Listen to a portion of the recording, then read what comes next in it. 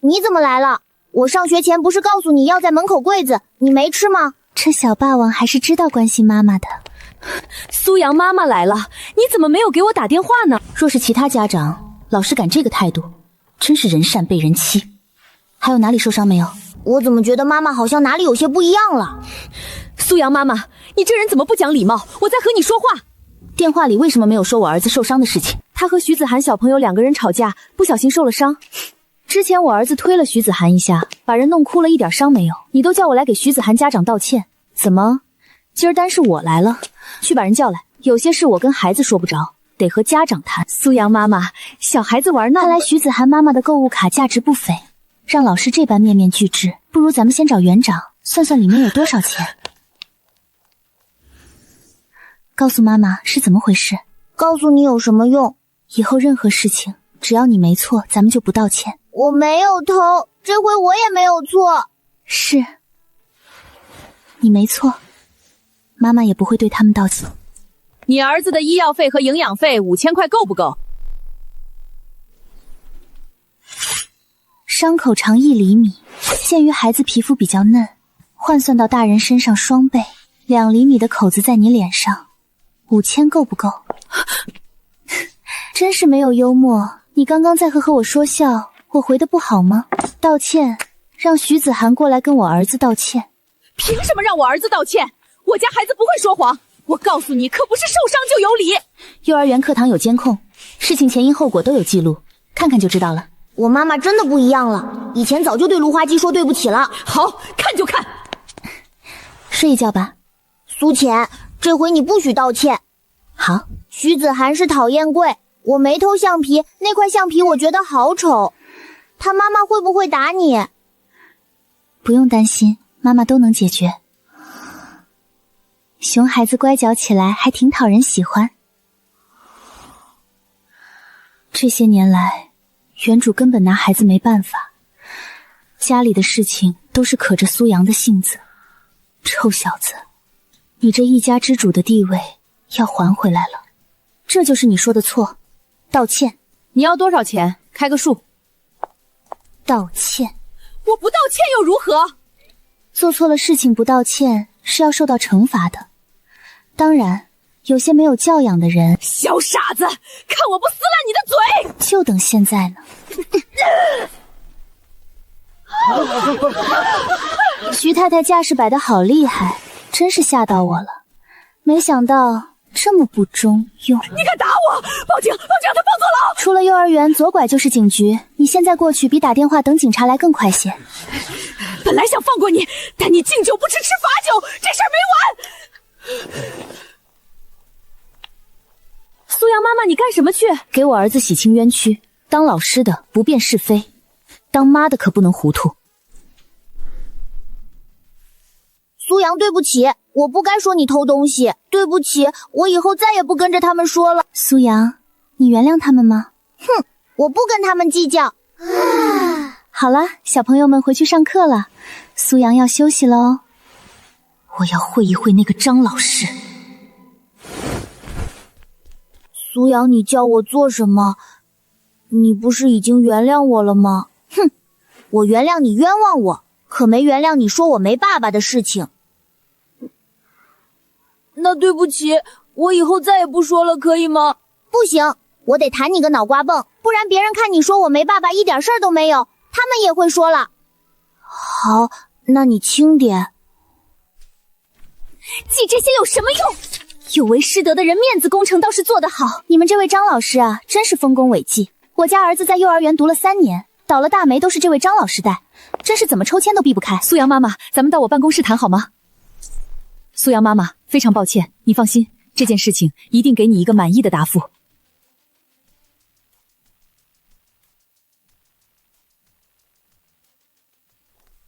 儿子，你去哪里了？我去取书包。苏浅，我饿了。走，回家，我给你做饭吃。男主和苏阳的相认时间，按照剧情大概还有半年。苏浅，你好像不一样了。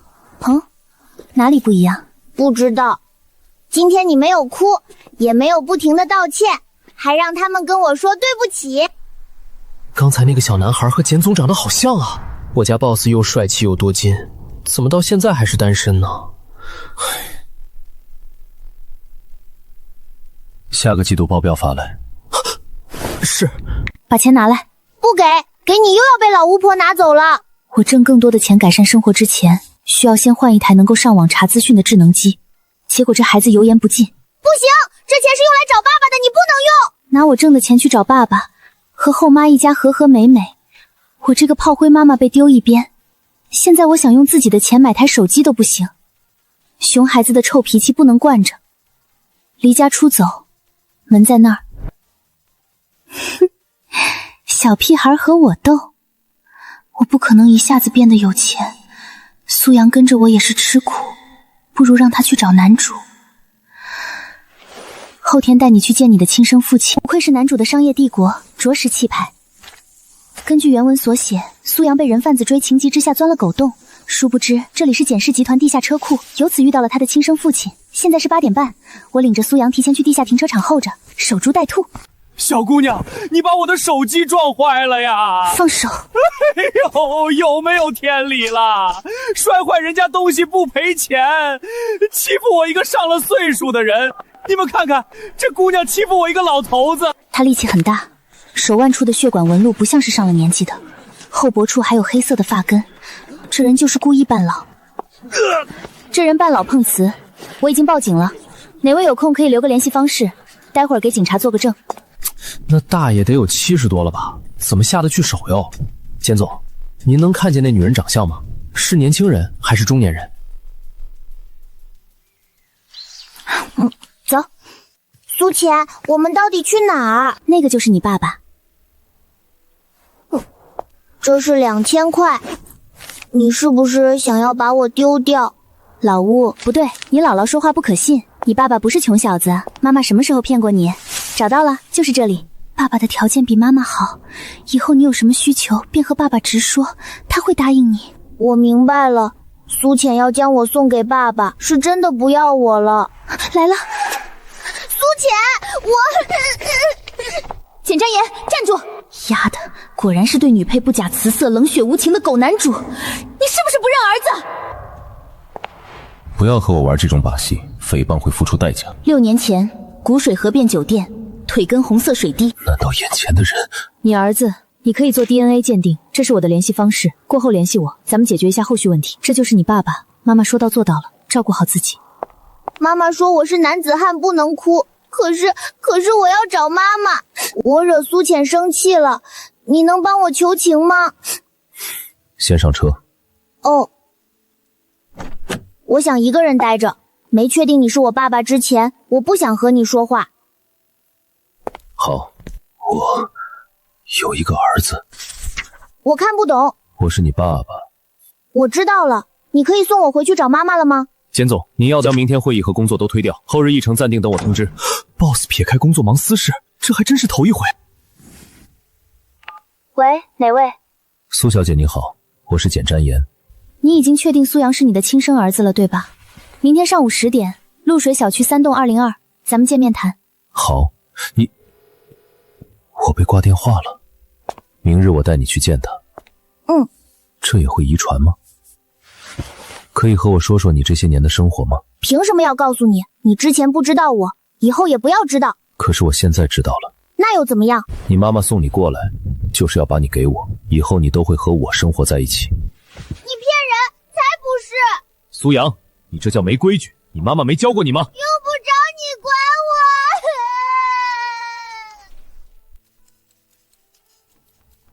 出来吃饭，明天我带你去找她，你再不出来，我就让你永远见不到妈妈。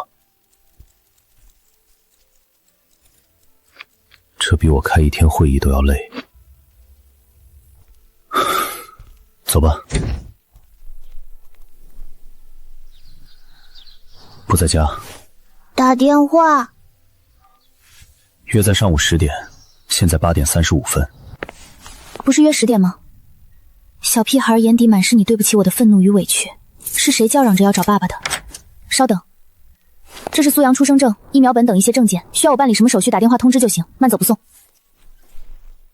明明说要给我求情的，结果一句话不说。苏苏浅真的不要我了吗？真没用。苏小姐，我想咱们需要谈谈。男主算哪根葱？我可不是那个窝囊原主，而且现在什么也没发生，一切都来得及。进来吧。简先生，不好意思，请先让我与苏阳单独讲话。跟妈妈去里屋。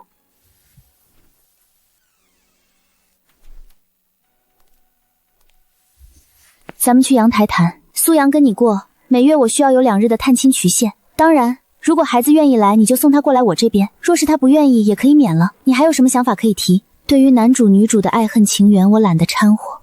做完这些，我要去过自己的生活了。这是500万，作为这些年你养育他的辛苦费。好，谢谢。关于孩子监护人的问题，需要我签字的话，最好提前1日联系我，一切手续我都会配合。好，你还有什么要求吗？只有一个要求，对孩子好。这孩子跟在我身边吃了不少苦。自然。苏阳为什么没有出来？在收拾行李。苏小阳，你要不要把承重墙带走？啊，承重墙是什么？还有地方也可以带。我在那里最多住10天，然后就回来找苏浅。苏浅离了我根本不行。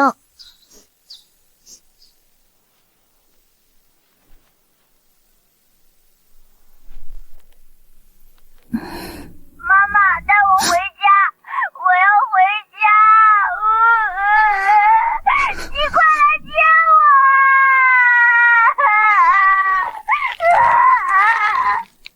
儿子，你先不要哭，告诉妈妈你在哪里，然后发生了什么事好不好？小包子是出了什么事？不知道在哪儿。没关系，妈妈现在去接你。妈妈知道你在哪儿，妈妈等下就到。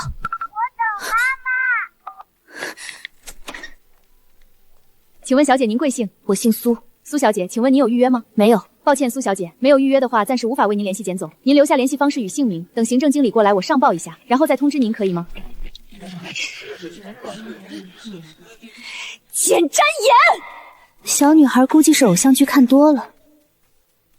钱总过来了，我今天的眼线没画歪吧？手机为什么打不通？说电话为什么打不通？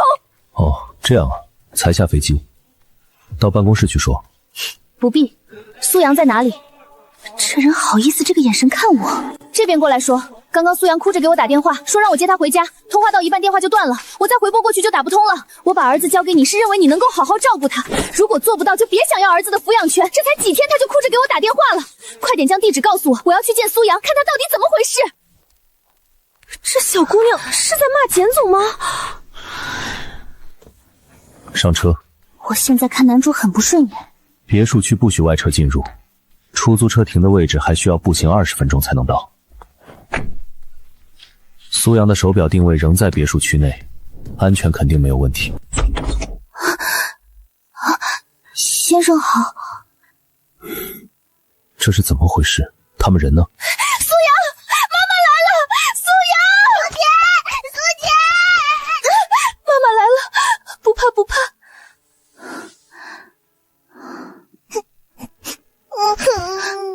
我好像明白是怎么回事了。苏阳，为什么和周平、周安打架？哼，儿子，告诉妈妈为什么和周平、周安等等，这名字。先生，隔壁周太太领着孩子过来了，让他们进来。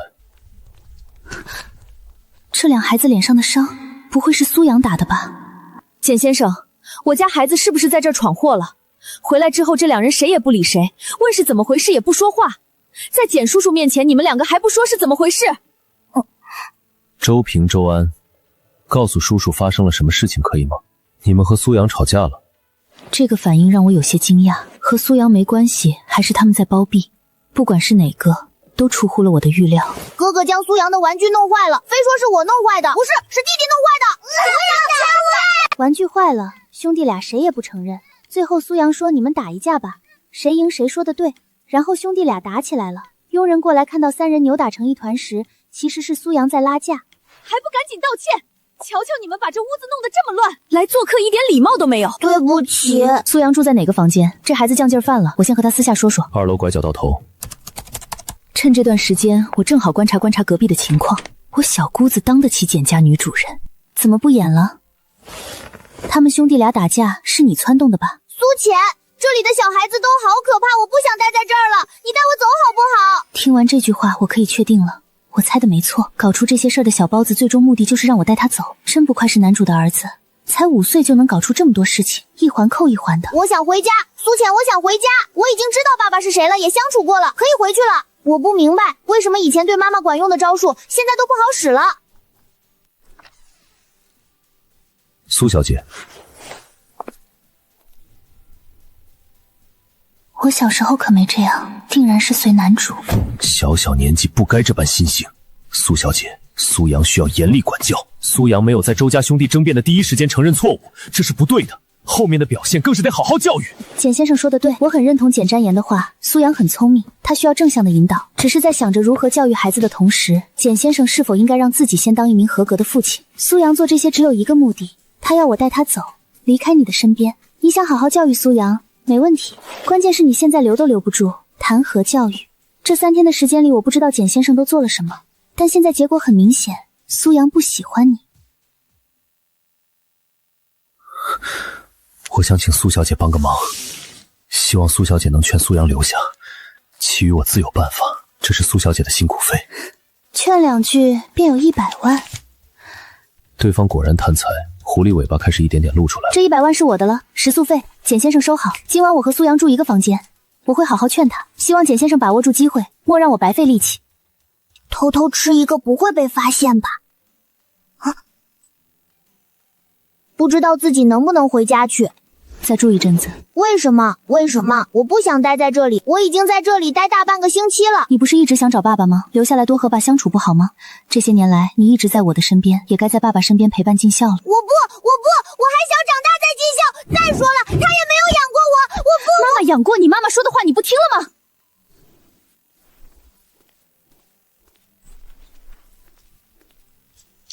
你回来了。他为什么还没睡？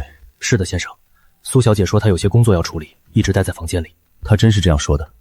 这和我调查到的内容出入很大，是又一层伪装。这般多变，定然藏着不可告人的目的。知道了，你也去休息吧。苏浅，他回来了。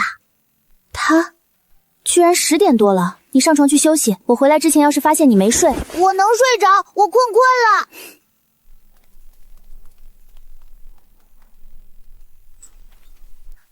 这让人窒息的可怕场景。夜半敲门盯着我发呆，最好不是我想的那样。是我犯蠢了。就算你是蟠桃会里的蟠桃，也并非人人都愿意吃好吗？如果方便，现在去书房咱们谈一谈苏阳的事情；如果不方便，明早在你上班前咱们谈谈苏阳的事情。请苏小姐去书房等我。经由此事，我得了教训，自己这个带有敏感女配的身份做事时，特别是面对男主要更加小心。这次过后，男主的房间我日后了绝对绕拍走，再来主动敲一次门就是猪。苏小姐要说苏阳什么事？苏阳答应再住一阵子，他之前一直想要养狗，我没有同意。他愿意住下来是因为我说简先生要给他买一只狗，父子之间血缘亲情是天生的，但感情需要培养。我不喜欢狗。我要一只毛茸茸的耳朵耷拉下来的狗狗，还要给他买蓝色的狗绳，还有骨头形状的饭盆，还有……苏浅说得很对，答应了买狗后，这一早上的时间，苏阳对我说的话比过去3天都多。你妈妈呢？妈妈昨儿说今天要睡到中午才起，因为我昨天吓到她了。你妈妈平日也睡到这个时候？怎么？妈妈猜得好准哦，请过好自己的生活，这是妈妈让我说的。如果你问我这问题，就这么回你。好，苏浅，很好。往后，你可能没有往后了，你也给我等着。另外，徐妈妈往后可注意点卫生，隔着话筒我都闻到你嘴里的厕所味儿了。很好。这个芦花鸡真的惹到我了，幸亏把便宜儿子送男主那里去了，不然准保被吓到。先把屋子收拾出来，然后我再去收拾人。怎么了？我觉得我很不孝，妈妈在家受苦受难，我却跟着你在别墅里吃香喝辣，真的很不好。我居然以为儿子会说和自己有关的。是了，我之前又没养过他。我不要小狗狗了，你陪我去看看妈妈好不好？有人把我砸了，妈妈还骗我，我都知道。张阿姨不是会说谎的人，她很靠谱，不会弄错事情。走吧。耶，谢谢你，马上就好，我去背书包。我不敢相信自己竟然被小孩子摆了一道，这是我的亲生儿子。别说徐子涵妈妈要我等着瞧，我也绝对不会放过对方。等等，我累得出现幻觉了，怎么好像听到了苏阳在叫我的名字？你怎么回来了？苏浅，家里果然被砸了，你看这墙，里面的电视机没了。小包子眼睛还真毒。这块的是洗衣机，还有这里，还有这里。苏浅，到底是谁把咱们的家给砸了？没事，没事，东西没了可以再买，不哭不哭，坏人已经被警察叔叔抓走了。怎么回事？与其自己费力的去找徐家麻烦，不如让男主出手。苏阳，和你爸爸说，这额头是怎么回事？这是徐子涵伤的，他说我没有爸爸，说我偷他橡皮，我根本没有偷。芦花鸡欺负妈妈，徐子涵的爸爸我见过，胳膊红红绿绿的，很吓人。当时徐子涵的妈妈想用钱解决问题，我坚持让他儿子道歉，我们发生了肢体提碰处，对方离开称去找她老公收拾我。我想这应该就是徐家做的。在我不知道苏阳存在的时候，竟然有人这样欺负我儿子，说这种话是他缺少家教，父母没有教育好，你有爸爸妈妈，不是野种。这件事情我来调查。你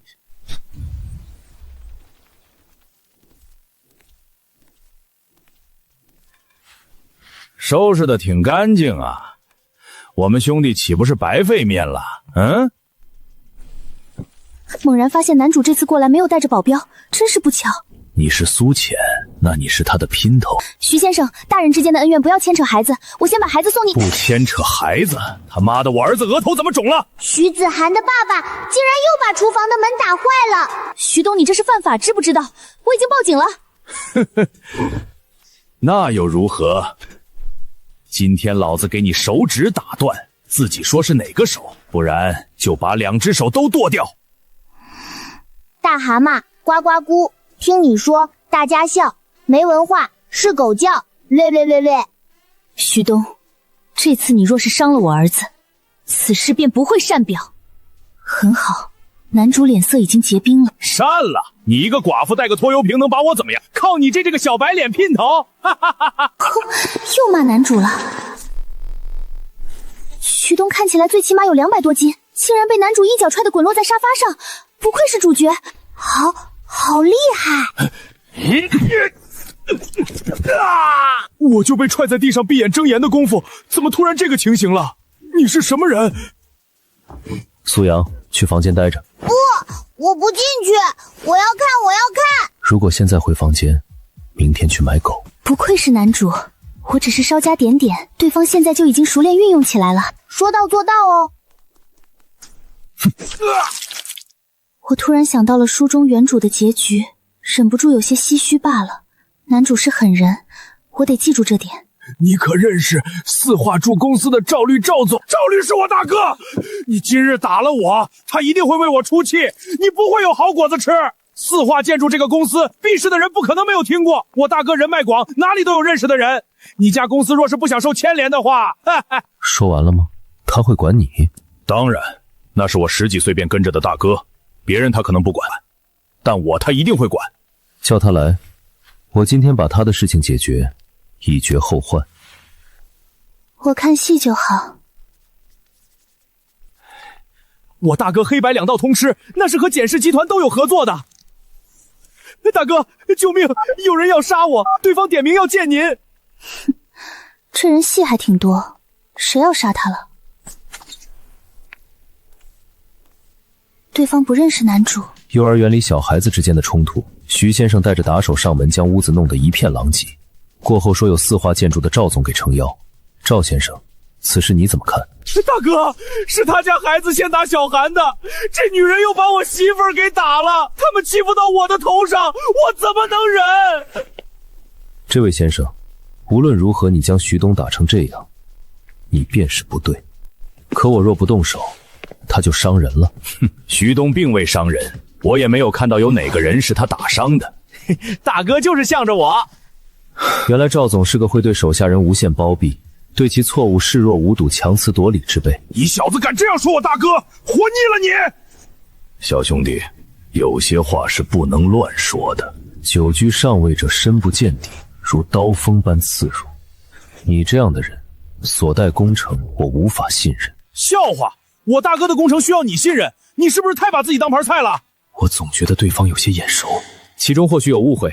徐东这人性子急躁，弄错了事情也说不定。大哥，这小白脸他……住嘴！难不成这小白脸当真有什么何不得了的身份？我是四化建筑的经理赵律，不知道先生如何称呼？我这般给台阶下还端着，那就不要敬酒不吃吃罚酒了。今日之事要怎么解决？这事双方这位小姐打了徐夫人，徐东过来也是身为丈夫维护行为，双方各自道歉便了了。徐先生的道歉我不接受，我没有错也不会道歉，这事更加轮不到赵总来各打30大头。二位这是什么态度？赵总，你来电话了，我倒想问问你们二位要如何解决。我的想法是赵总先把电话接了，或许是有什么好事说不定。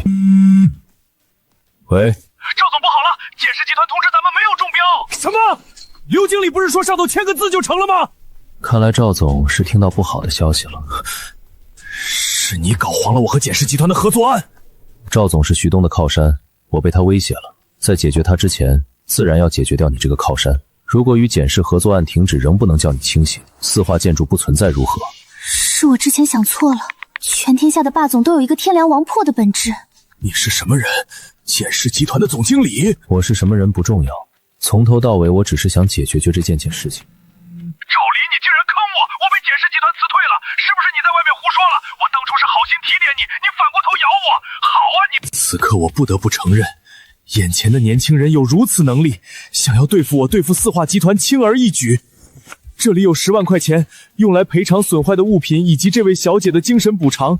本人对于这样的误会感到十分抱歉。徐东，你现在对二位道歉，明日你领妻子和儿子再来道歉。这次的事情是靠男主才解决，以后我要努力靠自己，让别人不敢欺负。对不起，是我有眼不识泰山，求您大人大量。以后徐东不会再来骚扰你了。此事和苏阳有关，我不会袖手旁观。苏小姐可以大方与我说，不必拿孩子当法子。男主说这些是什么意思？等等，对方不会以为是我故意让苏阳知道徐东会来找麻烦，然后让儿子把他引来解决这个事情？干！男主靠着自己的臆想来误会我。苏阳今日住在这里，明天我接他回家。你丫的给我站住！把话说清楚，什么叫做法子？你这人心思肮脏，看什么都肮脏！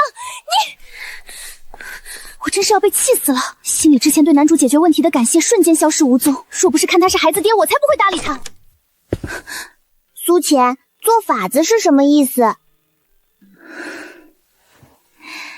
这话回去问爸爸，他来解释好不好？因为是爸爸对妈妈说的，妈妈也不是很懂。好，徐子涵爸爸打不过爸爸，一点都不厉害，我的爸爸才是最厉害的。我这个小霸王儿子可比一般孩子胆子大多了。妈妈，你看这个，这是爸爸给我的，他说里面有50万，密码是我的生日，我想买什么就可以买什么。苏浅，咱们可以拿卡里的钱去买房了。这是你爸爸给你的，妈妈不能要。他给我就是我的，我的给妈妈为什么不行？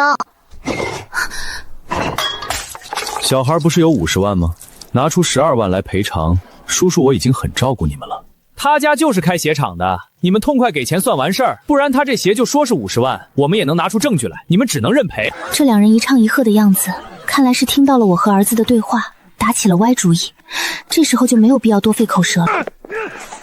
这个急转直下的情况，着实让我惊呆了。男主果然是不放心我，定然是让人盯着我这边，所以才会这么快赶过来。上车。这人在跟我发什么脾气？有事吗？苏阳来找你，我希望你不要带他去不三不四的地方。我简直要气笑了。怎么，只有5星级次厅是好地方？路边摊在简先生眼底便是不三不四。不好意思，路边摊苏阳从小就会去，他也很喜欢。只要儿子来找我，我就有权利带他去任何法律允许的地方。妈妈，50万买房子。得，男主又要误会了。我可以给苏小姐一套房子，只要你日后不带苏阳去那种地方。谁稀罕你的房子？有毛病！我觉得自己和霸总的脑回路不一样，话不投机半句多，我懒得和对方说话了。跟上。简先生，咱们现在去哪里？回简宅。霸总有时候还是挺接地气的。苏小姐，昨日是我言语冒犯，表现失礼，很抱歉，希望你能原谅。简先生认识到自己的错误就好，希望下次不要再犯。此事就此翻篇。苏阳，去洗漱，你爸爸接你去买小狗。你不是要买小狗吗？对，买狗狗。儿子还是和我这个爸爸不亲。我要妈妈陪着去，为什么妈妈不能去？苏浅，我要苏浅。苏小姐若是无事，便陪苏阳一同去。苏阳希望妈妈陪伴。没想到男主会开口邀约，以我对小霸王的了解，最多再哭3分钟就可以结束。我有事。妈妈今日时间很紧迫，要去很多家商场挑选布料。苏阳，哭解决不了问题。必须选一个妈妈也喜欢的狗狗，不然到时候我回家妈妈不喜欢，不让小狗进门怎么办？儿子对我还是有依赖的。你快帮我说说话呀，总不能一点用没有吧？苏小姐要选什么样的布料？简氏有子公司经营服装产业，原料厂的布料可以任你挑选，保证比商场的布料更加齐全。你先陪苏阳一同买狗，然后苏小姐再去选布料，如何？我有自己的人生规划，不会将自己的人生指望在别人身上。我有原则，却也不是那种认死理的人。譬如现在，男主已经说了更好的办法，这种不违背原则的捷径，我还是愿意走的。这是男主婚后领着女主过来的地方，我没想到简瞻言竟然将吃早饭的地点定在了这里。我当然不会认为自己有这么大的脸面，我知道自己是借了儿子的光。民以食为天，我只是犯了世人都会犯的错误，吃撑了。以后想吃随时可以来。真的吗？服务生说你来了，我还不信。这个时候你没在公司，居然来吃早饭，你……詹言居然领着女人和小孩来会所，做梦，一定是我在做梦被灭住了。林月，你快醒来，快醒来啊！这位也是踩原主最狠的那个，惹不起躲得起。孙令约若是敢对原主那般冲我，我可不会像原主那样只会哭。詹言，你这有情况。他叫苏阳，是我的儿子。儿子？是了，詹言小时候就长这个样子，是亲生父子没跑了，居然能够拿下詹言，并且给他生了孩子，是哪路神仙这么牛？这位是孩子的母亲，叫苏浅。你好，苏阳，叫叔叔好。叔叔好。好，这次见面太突然，叔叔没带见面礼，下次给补上。我真的不是做梦吗？等等，苏阳，这孩子姓苏，这难道是带球跑文学？苏小姐你好，不知道苏小姐在哪里高就？无业游民。苏小姐，这是我的名片，下个月初我有一场画展，欢迎你有空过来看。好，有空的话我会去。咱们什么时候能走嘛？等爸爸聊完。那让他聊吧，咱们去买。改日再谈。苏阳想要买只狗，我先带他过去。震到孩子了，先走了。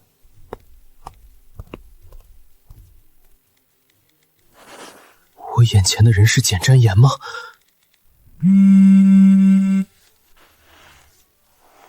妈妈，你不要票是不看画展了吗？不看，我连男主都不想有过多的交集，更别说他的那帮朋友了。你还记得那个叔叔叫什么名字吗？孙令约。这个名字妈妈听着就不喜欢，所以就不看了。我懒得找其他理由来应付便宜儿子。我想买只眼睛圆圆的小狗狗。我怎么没听儿子说喜欢圆眼睛的狗？妈妈，这是你说眼圆的小狗，是不是很圆？我现在明白是怎么回事了。便宜儿子的李佐利是企业级的，眼圆很圆，宝贝真会挑，妈妈很喜欢。小孩子其实还是挺可爱的。这不是我回家的路，这是去哪里？顺路将上次的事情解决完，再送苏小姐回去。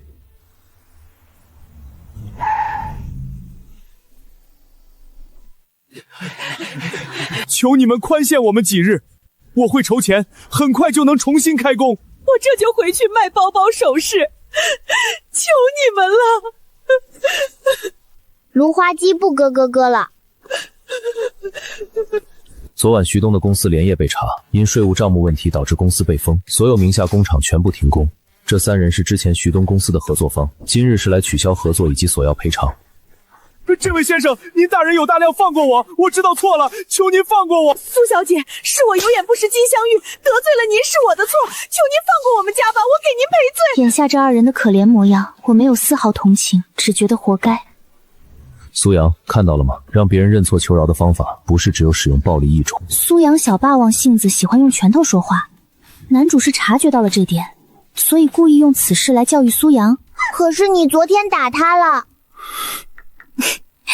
也该让男主感受一下小包子的难缠程度了。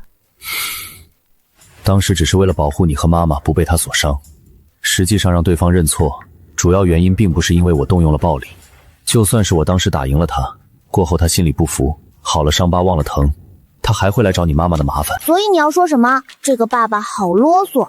遇到问题要先冷静分析情况，暴力是最愚蠢的解决办法。例如徐东将他的公司击垮，在这方面的打压会让他分清局势，不敢再刁难。这招或许对旁的小朋友有效果，但对苏阳，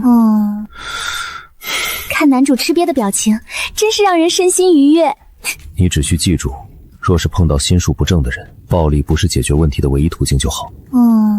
苏小姐，徐东一家已经不成气候，你可以放心了。简总确定徐东不会狗急跳墙？穷途末路的人可是什么都能做得出来。我怕简占言将人逼急了，我成了徐东报复的对象。不会，他不敢。徐东这等心术不正的人才会落得如此下场。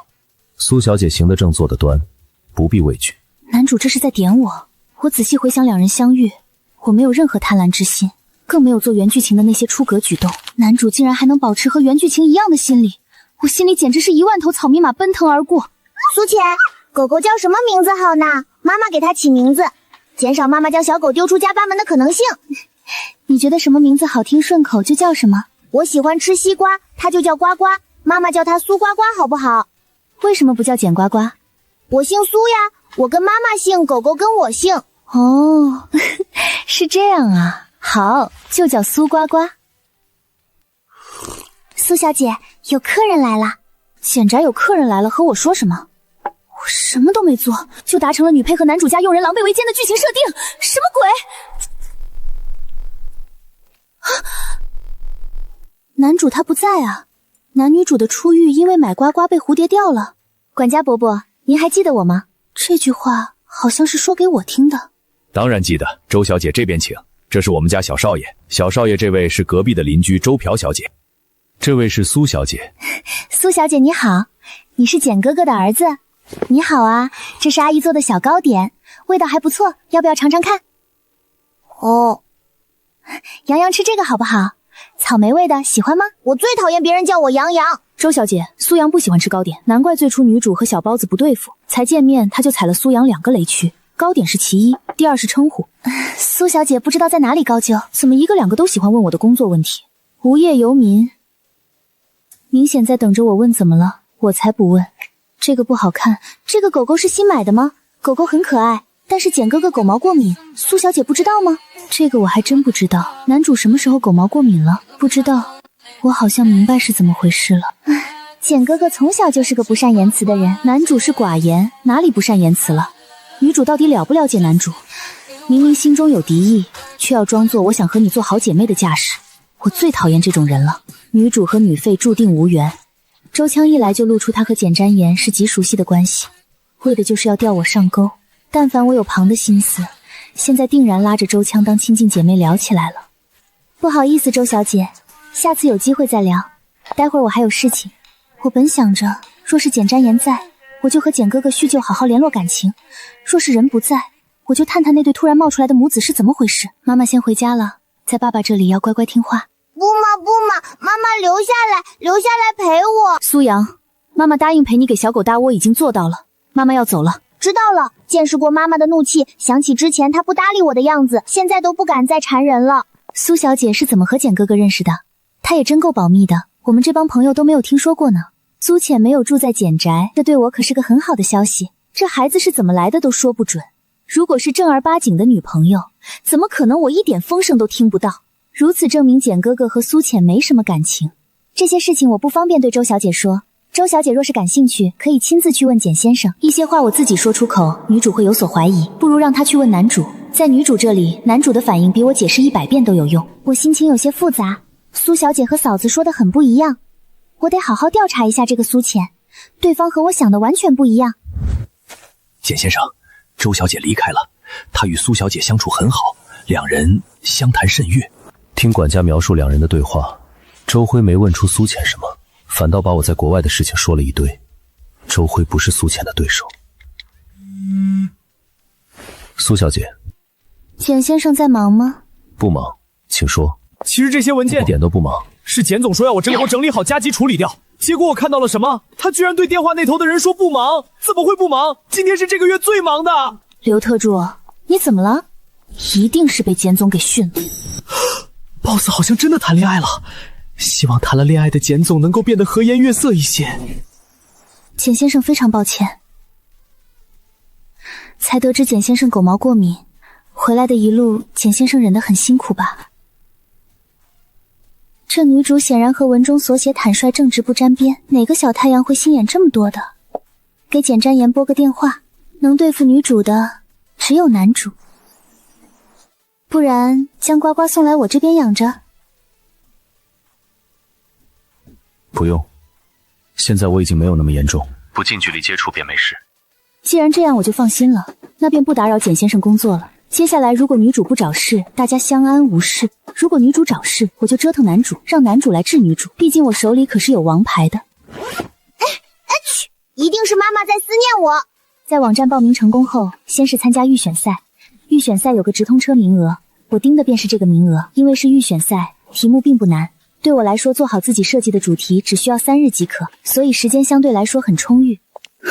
晦气。我大嫂本来还想问问苏阳在哪里读书，巧了，没想到是同一所幼儿园。苏小姐，我刚回国，对国内的情况不了解，有空我找你去玩好不好呀？我打算玩几日就好好去忙工作啦。听说苏小姐是学服装设计的，咱们算是同行呢。哦，周小姐是哪里听说的？就是听家里佣人说的，可能是她从简家佣人听说的。简家的佣人压根不知道我的这些事，我在佣人眼中更神秘。女主盯上我了。之前听范女士说，打算让孩子在国内多习惯一阵，怎么这么快就来幼儿园了？大嫂说2个孩子在家太闹了，送来幼儿园认识新朋友，还能学习学习。大嫂，你确定你查的是真实的？他本人我看不出任何唯唯诺诺的性格，你再让你大哥帮忙仔细查查。哎，周小姐你在这里啊？苏浅听到了，我这替孩子紧张的手心出汗，想去洗个手，找你一圈找不到，你是不是迷路找不到洗手间了？看来对方是没有听到了。对，洗手间在那边。好，谢谢苏小姐。谁心虚谁害怕。女主吓到的样子有点蠢。要凭实力考进去哦，考不进去就不上了。你还挺傲气。考不进去我自己学，直到能考进去为止。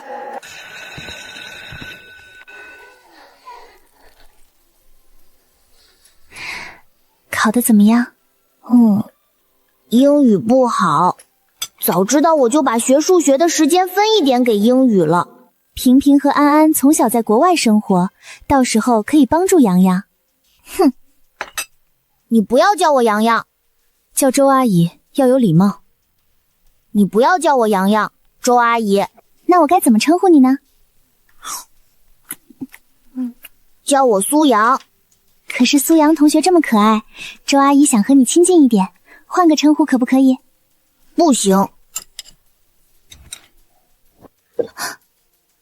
没想到苏阳这个小孩如此难搞。那好吧，等以后和你熟悉，咱们做了朋友再换称呼。这回终于能安静吃饭了。咦，江江，你什么时候回国的？平陵，本想过阵子联系你，没想到咱们在这里遇到了。苏阳，我们教你英语，你要听话，不然就不教你了。谁用你们教我了？你都不会写，考试零蛋看你不哭，你们才会考零蛋。你学习不好是笨蛋，为什么不承认？周葵，你在国外结婚了？不是，我还单身呢。这是我的2个侄子，真可爱。如果你们这个月入学，应该会分在我的班级。老师，你说我们和苏阳谁会考第一？瞧着就不是有权有势的。老师觉得你们能考第一。看到了吧，老师也说我们能考第一。赵老师这话明摆着说的有瞎子，这让别的家长怎么想？老师有什么了不起？他说的就对吗？好，儿子，你说的对，老师只是传授知识的人，课本以外的内容，老师说话会带有主观意识，所以并非都是正确的。我儿子真是聪明。妈妈真的变了，现在的妈妈会维护我，不会叫我道歉了。成绩出来了，几位同学都合格了，接下来可以办理入学手续了。周海，老师，我们谁是第1名？苏阳除了英语扣掉20分外，其余科目皆满分，苏阳是第1名。赵老师，你这回可捡到宝了。所以我儿子入学由这位赵老师教导。便宜儿子学习之路，怎么从幼儿园开始就这么坎坷？一个两个就没有正常的老师。苏阳妈妈，你什么意思？赵老师疯了吗？当然是对你的能力存疑，所以不想让儿子进你的班。苏阳，你喜欢这位老师吗？不喜欢。苏小姐，婷婷她是国外知名大学研究生毕业，在学前教育方面是……所以呢？刚刚她的表现可不像是个让人信服的老师。在2个孩子有争吵的时候，她不是调解问题，反而激化矛盾，偏站在一方的态度让我很难相信他会是位好老师。我说的这个问题和学历没有一点关系。这批新生分进我的班级是院内规定，这位家长你若不满可以不读。不读就不读，谁稀罕？我不相信，我要看卷子，苏阳不可能考第1。没有错，你们可以看。妈妈，咱们走呀，不和笨蛋待在一起。好，咱们走。苏小姐，你莫意气用事，果然是个没眼界的。苏浅这样的女子不堪为简家女主人。你看看你爸爸找的这个幼儿园，真差劲。就是。如果是我想的那样，人被气走了，在场的老师都得被牵连，出大事了。3楼男办公室，主任快来！赵老师和今日报道的学生家长吵起来了。女主盯上我了，我得给她找点事情做。我意气用事，周小姐是觉得那位赵老师做的对了？你误会赵老师了。周良，你不用解释，他不读没人求着读，是他自己放弃的。我看出来了，女主在这块拱火呢。我好像听到了主任的脚步声。蒂安聪明的孩子有很多，不差你家这一个，不读就赶紧走。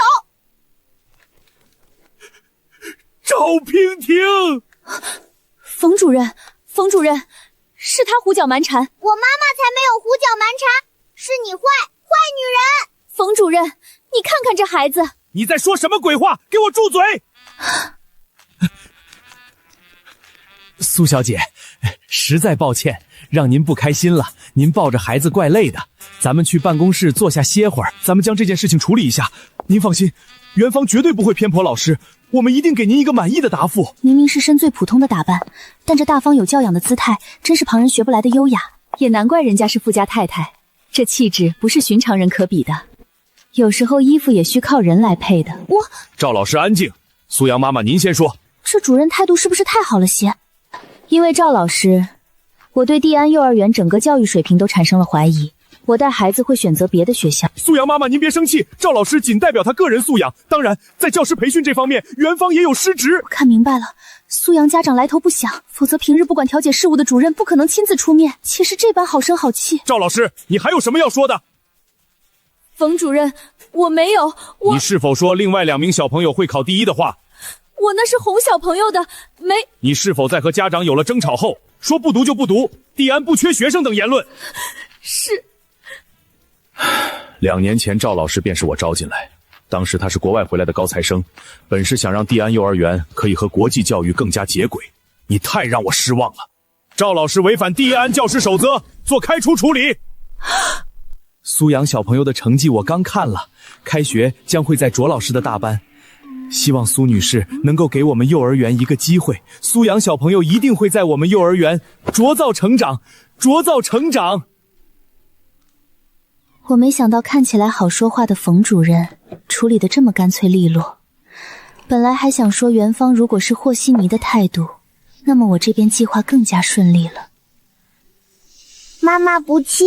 小霸王耍熊的时候是真气人，暖心的时候也是真讨喜。卓老师在蒂安幼儿园已经工作7年，很多孩子上了小学中学还会回来看卓老师。我很是不平衡，苏浅靠的是简哥哥，这一切不属于苏浅。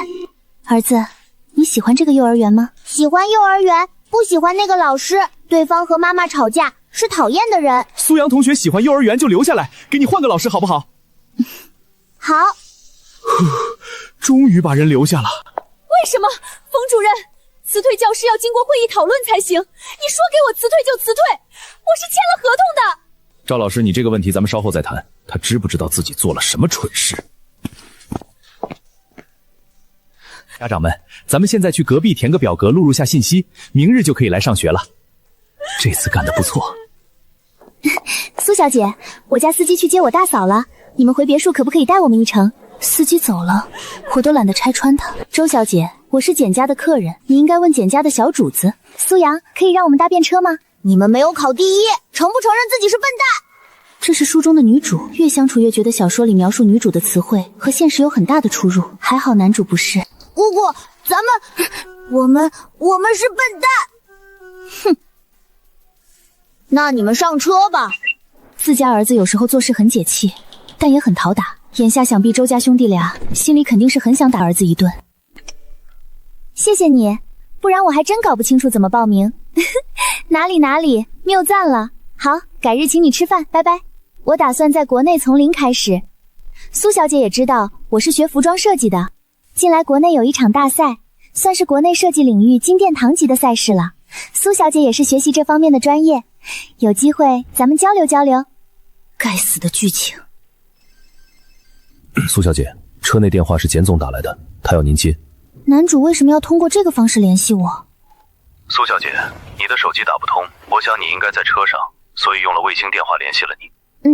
有什么事？今天晚上我临时有工作，回去得比较晚，答应了苏阳晚上陪他吃火锅。今天晚上吗？好，苏小姐，可是有什么急事？简先生让我留下吃火锅，他晚些回来再陪我和儿子吃。是这样啊，真好，火锅很好吃，很好吃。这可是把机会递到你的手上了。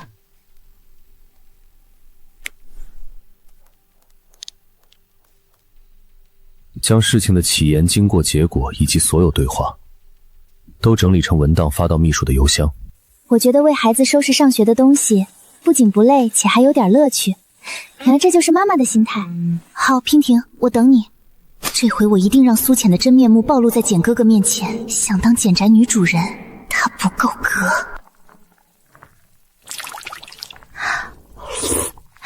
过瘾。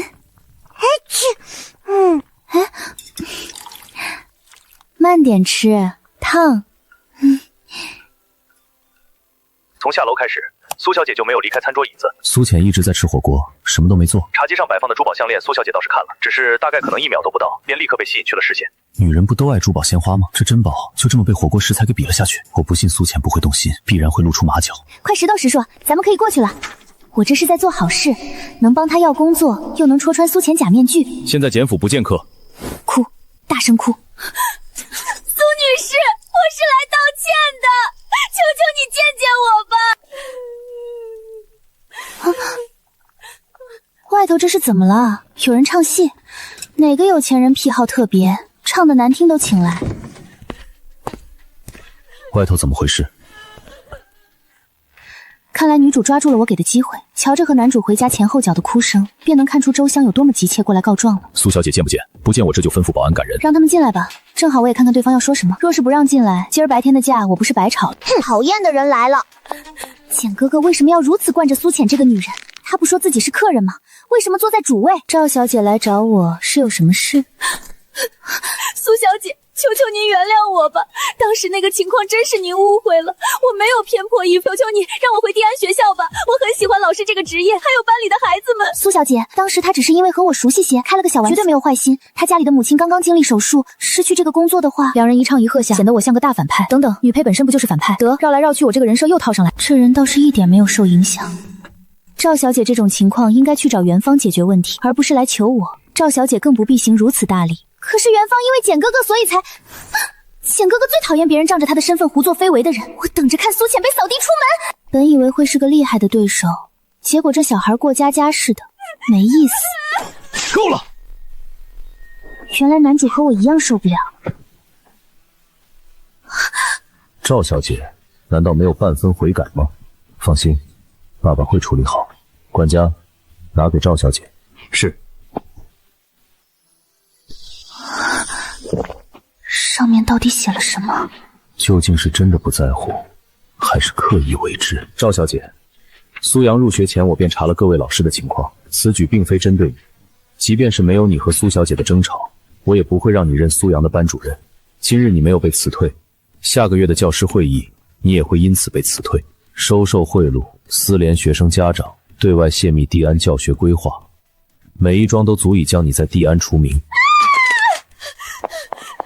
简哥哥，对不起，我也被他蒙蔽了。管家，送客。我还没有出手呢，男主竟然把女主给气跑了。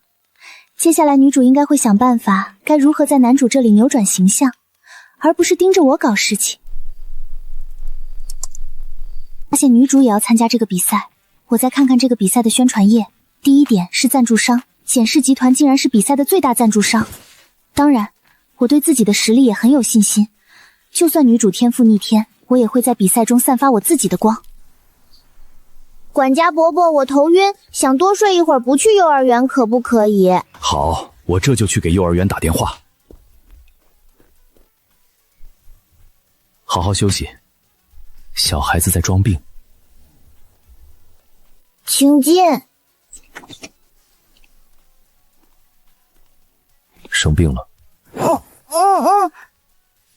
哪里不舒服？头晕，想睡觉。你能装作没看到吗？你没有生病。接下来参赛的我装的。是32号选手为什么？苏浅，他给我们带来的设计是。大家好，我叫苏浅，这是我依照大赛公布子的主题庄周梦蝶而设计的长裙。庄周梦蝶，梦是一种境界，醒是一种境界。我选用了月白欧格纱，搭配着丝绸。询问苏浅时，他装模作样，转头来参加比赛又夺得满堂喝彩。或许这是对方找旁人代为设计，说不定。妈妈好厉害，设计的裙子真漂亮！哇，会发光了！哇，直通卡！什么是直通卡？可以不必参加比赛，直接进到后面的30强决赛。30强是什么意思？整场比赛排名前30的人。妈妈拿着直通卡进前30是第几名？不排名次，只是由各个赛区 PK 出区冠军，然后参加晋级赛。我现在可以去上学。你是为了看妈妈的比赛，所以才装病。苏浅说她最近身世，过几天再来看我。我知道她要参加这个比赛，也知道今天会同步直播，所以装病想看直播。为什么不明说？育儿专家只说要和孩子沟通，我是想沟通，可孩子拒绝说话怎么办？看来过后得重点问问这种情况。你如果不说，我就把这件事情告诉苏小姐。如果苏小姐知道这件事情，应该会不开心。妈妈不让我跟你说和她相关的事情，如果我说要留下看直播，你就知道了妈妈的事儿了。她到底想做什么？如果这些都是对方的手段，我承认这个女人极为深不可测。以后你要做什么，可以随时和我说明，只要合理的事情，我都会同意。像今日这样撒谎，苏小姐想必也不喜欢你这样。为看直播装病这事，我可以不和苏小姐讲，你我只是没有说，所以算不得欺骗，好不好？行。如果苏阳拒绝沟通，苏浅貌似是能让他改变态度的存在。妈妈和爸爸在苏阳那里已经不是谁轻谁重的问题了，我和苏浅压根不在一个天平上。先生，周小姐和范女士来访。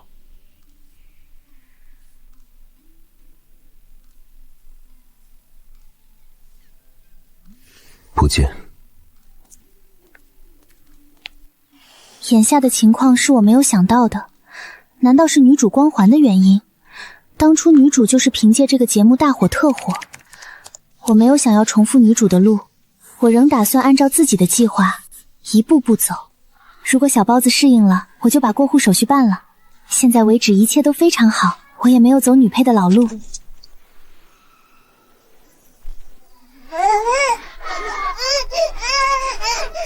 苏阳，妈妈！告诉妈妈你跑什么？没有发生事情，原本小少爷在乖乖排队，转眼一下就跑不见了，我们也不知道原因。听管家这么说，还是得问小包子才行。跟妈妈上车，告诉妈妈为什么跑。我想去找你。我家小少爷可太聪明了，现在一些年轻人可能都做不到这样。你可以给妈妈打电话，让妈妈接你，或者和爸爸说让他送你。为什么要选择这样的方式？简总是坏人。坏人？不知道这个坏人从何说起。他们和坏人一个阵营，也是坏人。妈妈和你回别墅，然后咱们说悄悄话好不好？有问题咱们一起解决。妈妈还是站在我这边的。简总在有了孩子后，对孩子和孩子妈妈不闻不问，不负责任。他试图对孩子使用美食和金钱的诱惑，让孩子倒戈不要妈妈。简总想要让孩子与妈妈母子分离，不是个好东西。前面2个我还能理解，后面这个是什么鬼？第3个怎么回事？简总将 iPad 给没收了，每天只许我玩1个小时，还说了妈妈的坏话。我偷听到他跟管家说，以后让我和妈妈尽量少接触。男主果然不是个好东西，自己帮他和孩子缓和关系，内色转身居然这样回报，怎么就不能和孩子多接触了？男主狗眼看人低，狗咬吕洞宾，不识好人心。很好，人回来了。儿子，我去和简总沟通一下，你放心，妈妈一定要个说法。这回不称呼你爸爸了，狗男人就该叫他简总。现在不一样了，我相信妈妈一定能打败坏人。妈妈，我等你。简先生，我想咱们需要好好谈一谈。来书房谈。听到对方的声音，喝了不少，这个点很安全。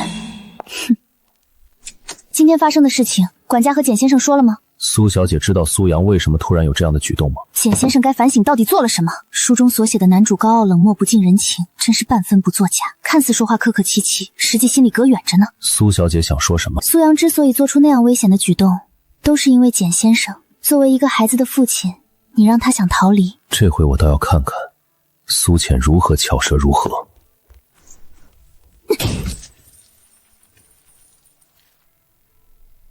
苏阳怎么会突然这样？因为你狂妄自大，认为别人不安好心，让一个孩子减少对妈妈的接触，孩子这么可能会喜欢你这个半路出现的父亲。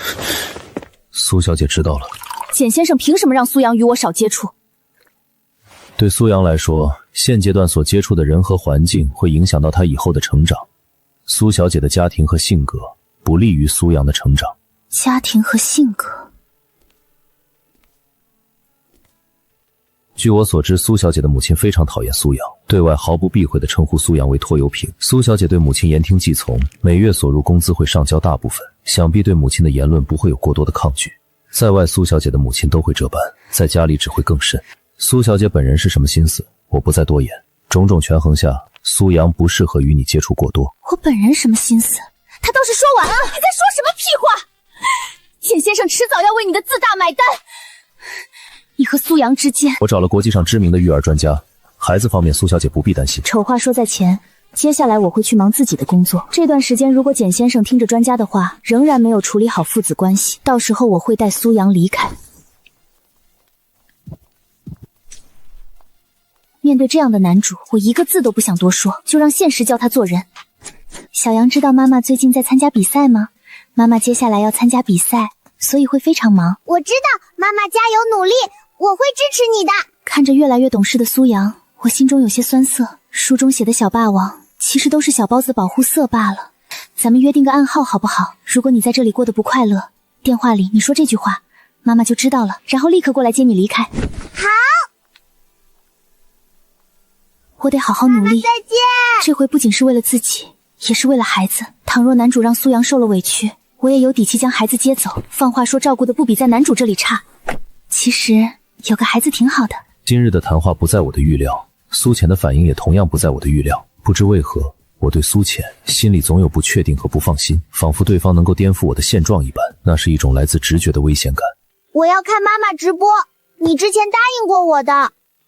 将电话给管家。简先生，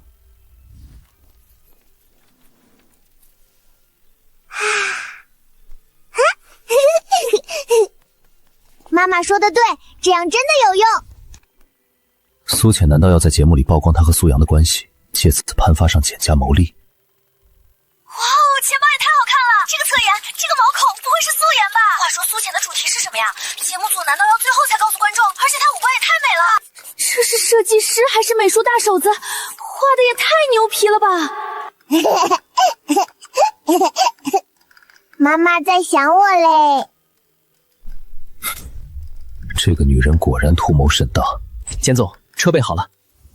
将天路比赛职中有关苏浅的内容都剪辑下来，过后发我邮箱。简总是这么关心别人的性子吗？难不成这铁树真的开了花，要搞些浪漫？真想象不着简总对女人说甜言蜜语的场景，画面一定很惊悚。谁啊？打扰看美女。请进。苏小姐，没想到咱们会在这里遇见，上次都没有来得及打招呼，还有上次的事情，我来说声抱歉。果然美女的朋友都是美女。哇，这个小姐姐说话声音好温柔啊！她是037号设计师周围国外名设计师的学生，实力也很强。我过来打声呼，现在回去想设计方案啦。节目结束，有机会一起吃饭，先走啦。没想到周青在我面前这么厚着脸皮演了一场自言自语的大戏。对于周青这种一直想要人气的行为，我虽然不理解，却也不置可否。只要对方别来招惹我，他爱怎么演就怎么演。没想到比赛第2场的题目竟然是童装，而且上面特别标注了男装。我上辈子更多设计的是女装，男装方面设计的少。童装的话，我只做过1次。032号选手已完成设计稿，现离开天路设计大楼。我要走了。导演说让我们拍苏小姐潇洒离去的背影，可能没有那么潇洒。导演叫我给汽车背漆来个特写，特别是后轱辘转起来的那刻，要显出苏浅那种嚣张范儿。现在看对方骑着自行车离去的背影，我只看到了质朴。在设计大楼，我迅速交稿，一是完成的快，的确没有可修改的地方；第二就是我得出来赚钱。谁能想到，我这个被称作时尚女魔头的设计师，会到如今穷途末路之境地。我也没有想过动男主给的500万，在我看来，这是属于原主和小霸王的。我没资格挪动，除非是用到孩子身上，否则这笔钱我就当做没有。宝贝，妈妈你真厉害！妈妈，我看到你画我了，我明天就穿那套衣服去上学。妈妈，我想你了，等你比赛完，第一时间要来接我。怎么办？我好像越来越喜欢这个儿子了。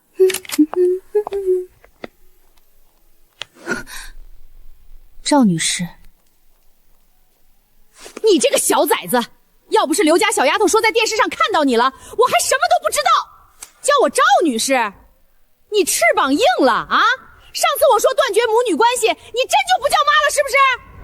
作孽啊！我养了个白眼狼。看着面前干打雷不下雨的母亲，我这才知道苏阳那假哭是跟谁学的了。妈，咱们先进屋。还不跟上？不想让我进屋？这语气想起小霸王发脾气的样子，合着苏阳活成了他讨厌之人的模样。那小拖油瓶呢？妈，我说了别这么叫小杨，想想决定还是据实相告，给他送去亲生父亲那里了。送走了？我早就告诉你把他送亲搭那儿去，不然你用得着受这些苦。孩子亲生傍父什么家庭情况？小拖油瓶哭没哭啊？他肯定哭了。我告诉你，妈之前找的领养那家，男的是大学教授，女的是公司白领，孩子父亲的条件如果不行，我再去联系那家，人家很喜欢苏阳。当年问你孩子亲生父亲是谁，你也不说。你说说你那时候才多大？大着肚子告诉我说要生孩子，真是气死我了。其实我能理解苏母，谁家娇生惯养的女儿突然回家说要生孩子，还不说孩子爸爸是谁，当家长的都很淡定。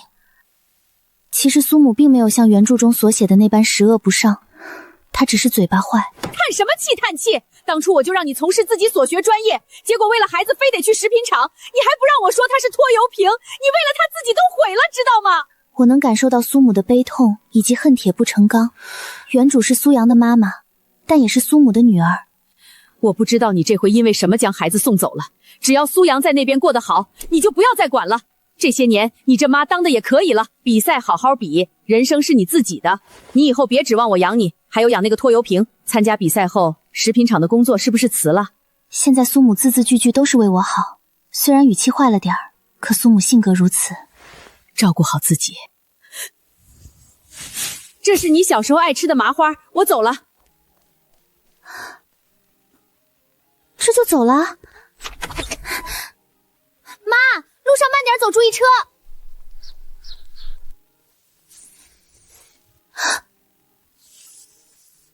妈，你存折落下了。我怎么生了你这么个榆木脑袋？这些年前要不是我给你存着，你都得搭在那小拖油瓶身上。你能想开，妈妈很开心。钱拿着好好参加比赛，别给我丢人。每个人表达的方式不同，苏母就是这样，做好事也跟个坏人似的。咋办？来到这个世界，怎么都是甜蜜的负担。去做衣服，我上有老下有小呢。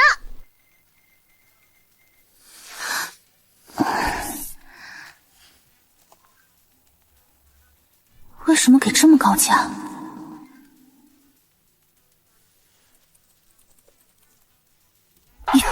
苏神这个名字很嚣张啊，一般敢自称神的玩家，菜的可能性60%。反正待会我乱杀的时候，看谁会哭出声。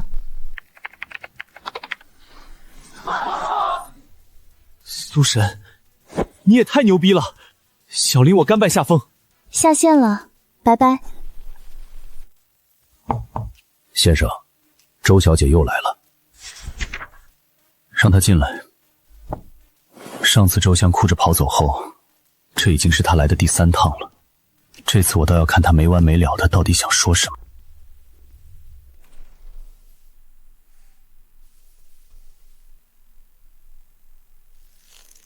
这个坏女人一定是要说妈妈的坏话，电视里都是这样演的，我要拆穿她的谎言。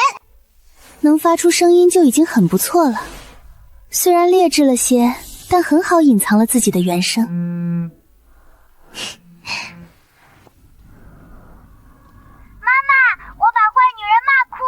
这个时间能去简家的也只有周青了。妈妈，坏女人说你坏话她。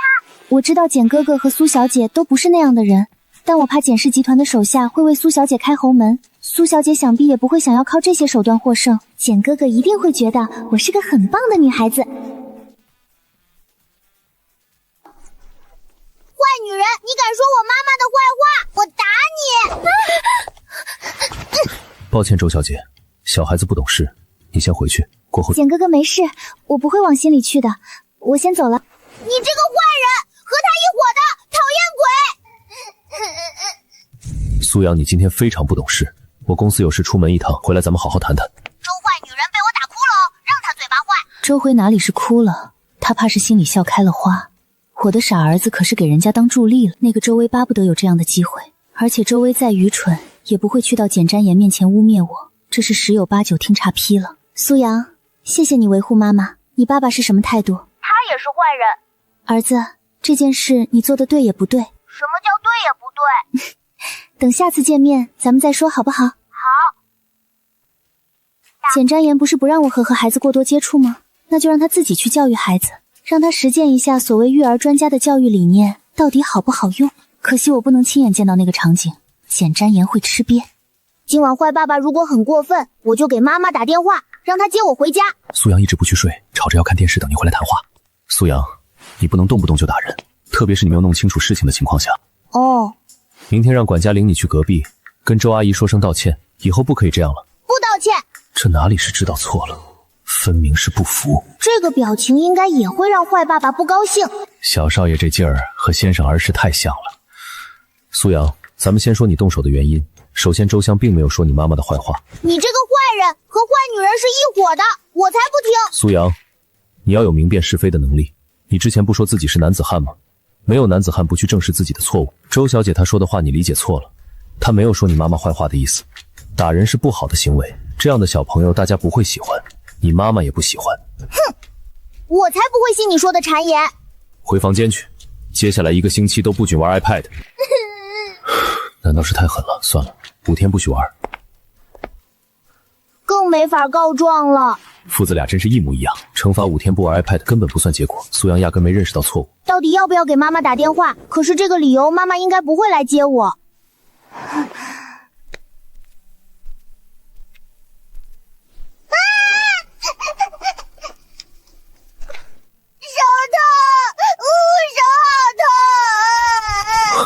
身上哪里痛？去叫司机开车。打电话给我妈妈，我要找妈妈，苏姐，我要找苏姐。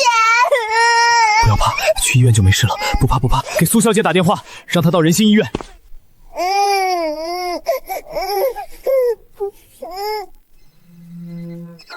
苏小姐，小少爷从楼梯摔下楼，手腕受伤了，现在正送往仁心医院，他哭着要找你。什么？苏阳他受伤了？小朋友手腕有轻微的骨裂，受力部分已经用石膏固定，4周左右可以拆掉石膏，不会对以后生活造成影响。有幸见过简总一面，眼前这人就是简氏集团的大 boss， 我顶头上司的顶头上司，万万怠慢不得。苏阳没事，轻微骨裂，恢复好对以后不会有任何影响。我在医院门口，你们在哪里？ 3层 V3 病房。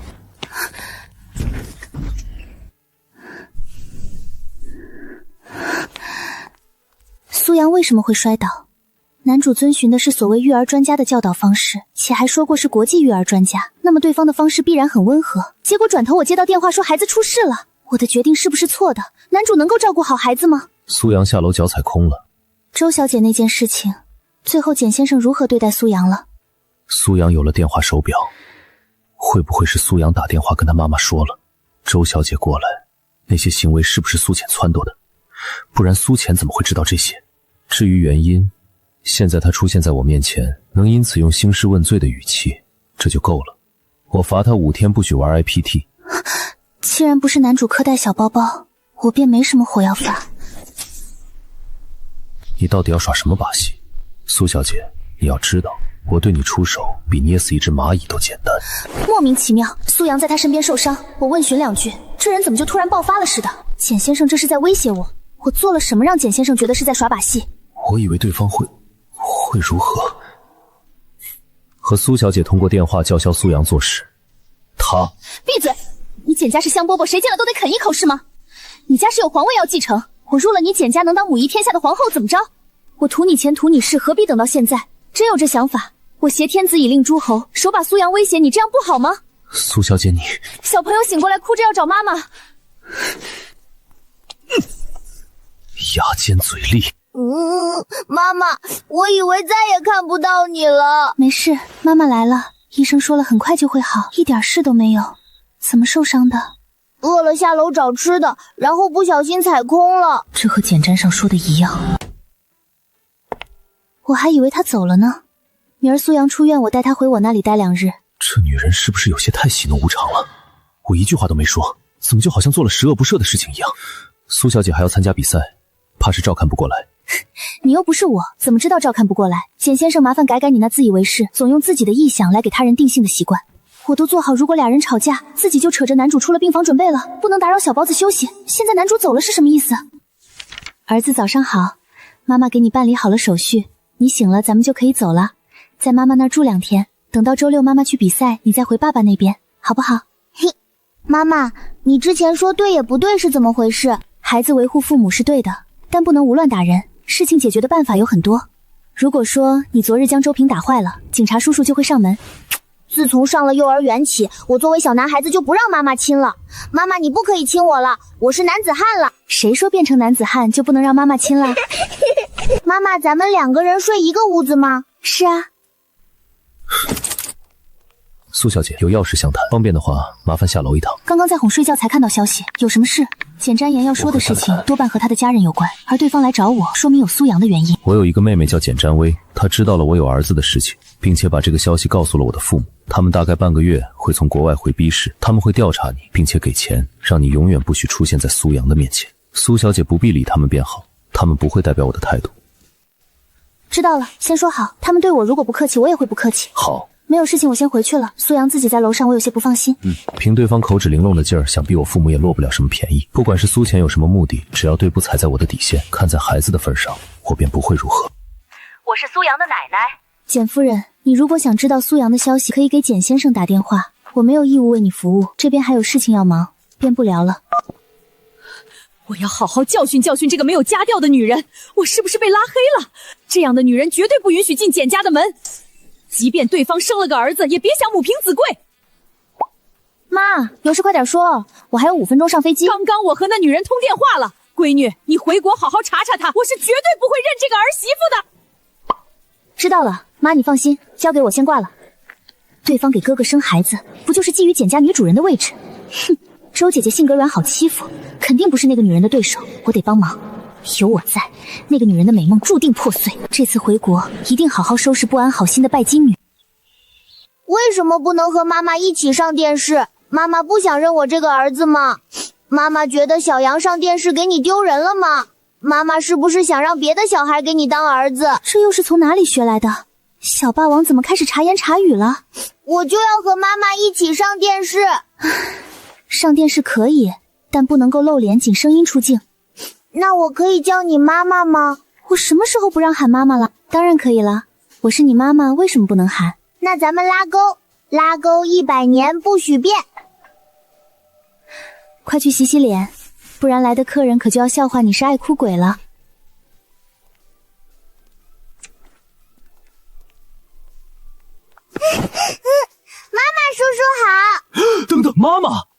他是我儿子，叫苏阳，亲生的。刚刚我突然想明白了，小包子的反常是因为他缺乏安全感。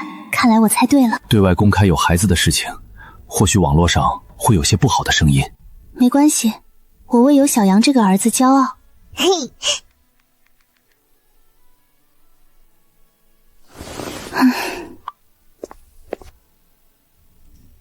苏阳只有在和苏浅说话的时候，才会是这般撒娇可爱语气。在简宅，不管对比我还是和管家说话，都是一副成熟小大人的模样。说来，苏浅竟然带着苏阳上节目。哥，那个女人太过分了，她竟然用我侄子当博取流量的工具。此事和你无关。哥，那女人就是别有用心。今天她能用孩子声音出镜，明天就能露脸。她上这个节目，肯定是想让舆论的压力来嫁进简家。这不是你该操心的事情。侄子跟在那个女人身边，他会被那个女人带歪的。哥，你相信我，那个女人没安好心。女士，最后一道菜，鸿运当头羹，餐品已上齐，祝您用餐愉快。你回国了？没有，我这是在 H 国唐人街，没回国。鸿运当头羹是简氏酒店自发研制的菜品，在国际上获得过金奖，唯有国内供应。对不起哥，我回国了。本想悄悄回国，让那女人知难而退，结果没想到刚下飞机，第一顿饭还没吃完就暴露了。哥，那个女人在你面前装模作样，可实际上她什么人你了解吗？你怎么能把小侄儿再交给她带？那还不得从小偷鸡摸鬼？够了，你又开始胡言乱语了，别做多余的事情。你再闹出什么事来，我不会管你。不行，便是哥哥不领情我也要做，绝对不能让那样的女人蒙蔽哥哥。我一定要铲除那个女人的野心。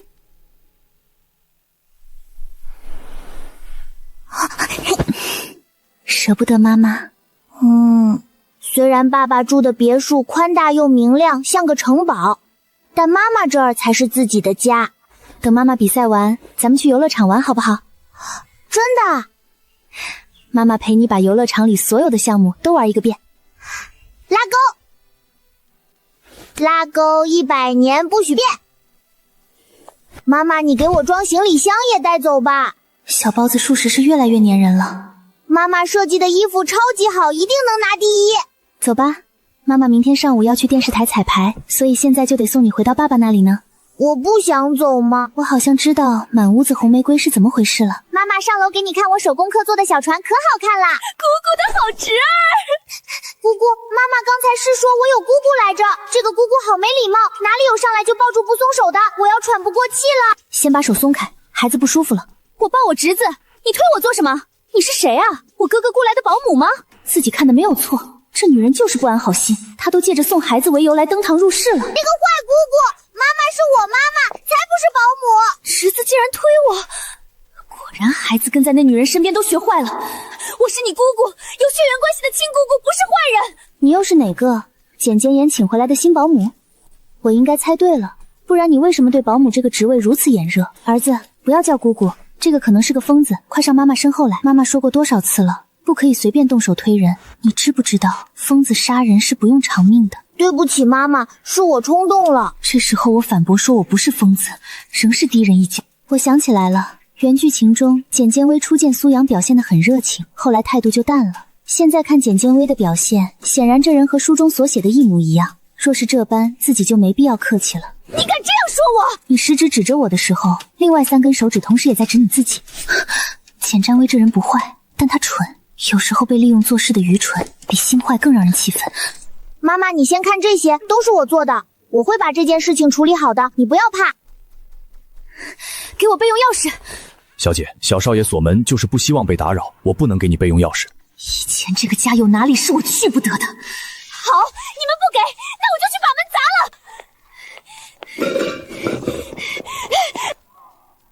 小少爷，保全过来了，把这个人给赶出去。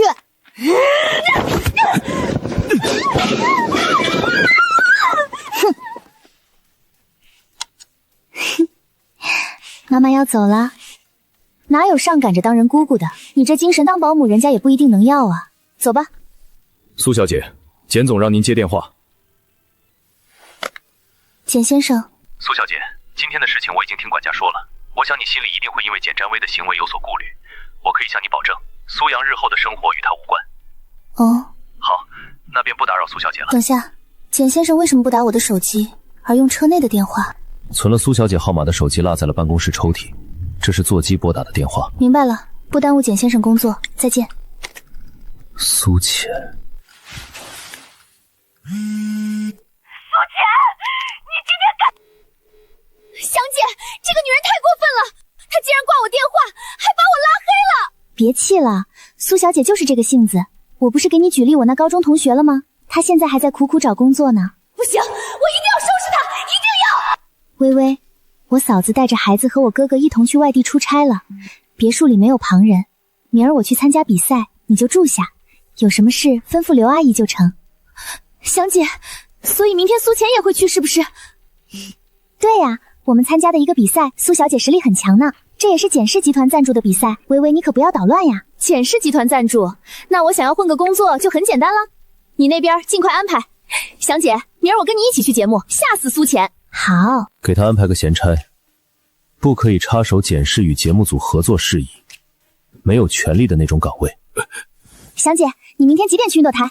下午2点半开始彩排，8点半参加直播。我跟你一起去。怪不得走的时候经理拍了拍我的肩膀，好像无声安慰似的。原来今日工作这么轻松的原因是我还得伺候这位大小姐，看着对方性子就不怎么好。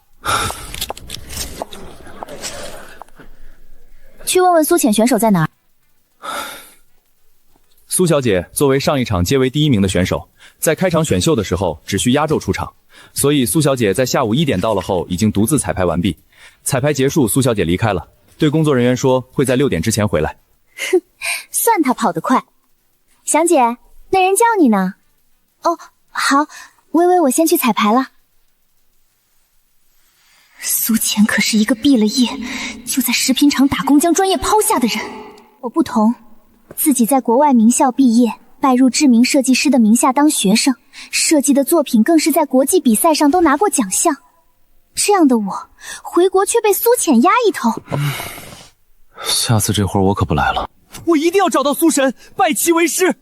你们不知道苏神有多牛，他的录像我扒了一遍，根本学不来。按照他的手法出招，不仅不快，反而都缠在一起了。你都不知道人家是谁，还拜师？他肯定是自己有研究出一套方法。苏神所有的比赛视频我都看了，后面没有开视频我就没法研究。但看英雄的出招约莫和之前一样。最近不是有个节目，不知道会不会邀请苏神，这样就能见面了。糟糕，他们是不是记者？公司不让咱们在录制节目前参加采访，快走！对不起，对不起，对不……林哥，别看美女了，再不走他们就过来了。太鸡贼了，跑得这个快，差一点就是独板头家了。算了，咱们也在这吃点吧，他们肯定回电视台了。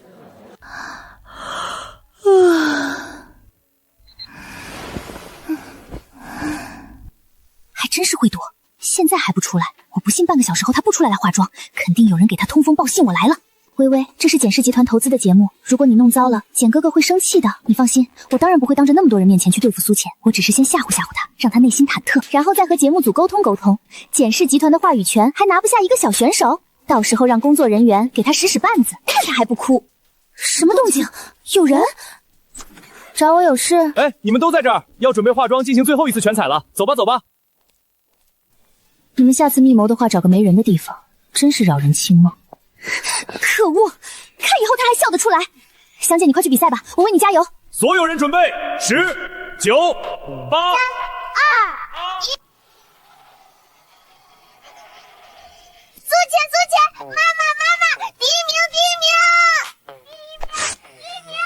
简先生有什么分？去告诉苏阳小心些，如果再恪了手，以后就只能用一只手。下面请看苏浅。其实心里已经干起了，彩排的时候也没有这样中二的灯光啊。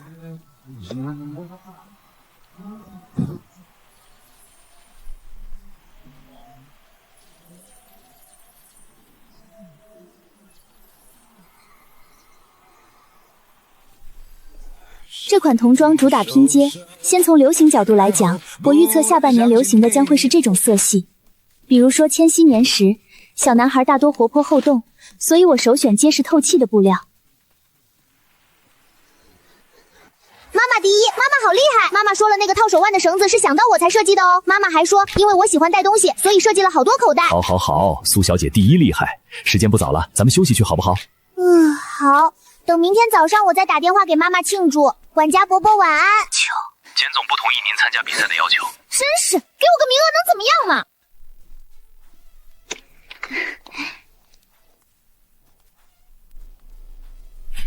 简占威的脑子要卖一定很值钱，因为从来没用过。这个东西怎么会在周席这里？小霸王被叫小田字，差距不要太明显。小包子的语气显然对这个名号不是很满意的样子。不打扰妈妈。诸位，你们好，我是厂长连志，欢迎你们来此参观。好，公平一些。现在走在后面的选手到前面来，前面的选手到后面去。或许这个厂长就是万事讲公平的人呢。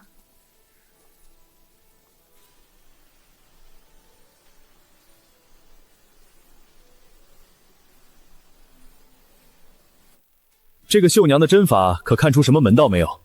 若是其余选手回答了，我就不用说了。那位绣娘用的是土族传统绣法。不错，苏小姐很厉害。土族传统绣法，苏小姐，这台机器的转速参数对绣线张力的影响，你能说说吗？转速每提高200转，绣线张力需下调0.3牛，否则容易断线。对，苏小姐说的十分正确。这是我想给自己的剧本，怎么全都在苏浅身上上演了？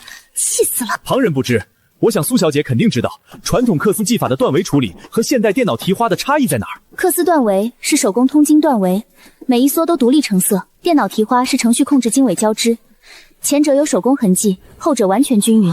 不错，没想到苏小姐知识涵盖量这么广，一般年轻人都做不到。若一开始我有些不明就里，到现在则彻底清楚了连厂长的用意。连厂长有意帮助我在节目里制造高光时刻，虽然我并不需要。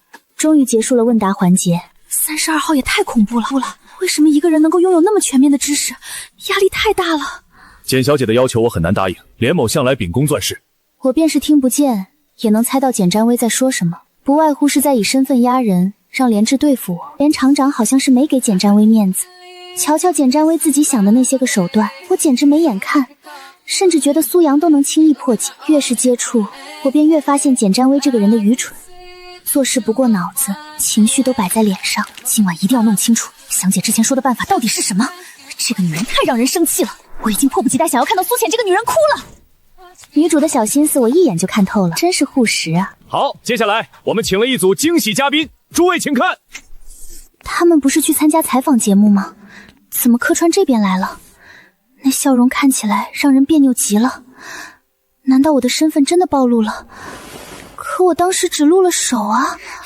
林州都被那个女人迷惑了。玩完给我送到书房，不是说有问题可以请我帮忙吗？下次记住了。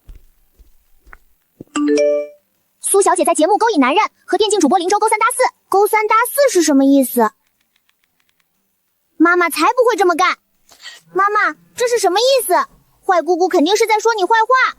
妈妈知道了，她就是在说我坏话。妈妈会教训她的。孩子无忧无虑长大很重要，但也不能当一个不谙世事、永远住在象牙塔的小孩。好，妈妈比赛加油哦！现在看来，妈妈已经不会是被随便欺负的人了。等到晚上我再给妈妈发消息，如果妈妈没有打赢，我就帮妈妈。谢谢。哼。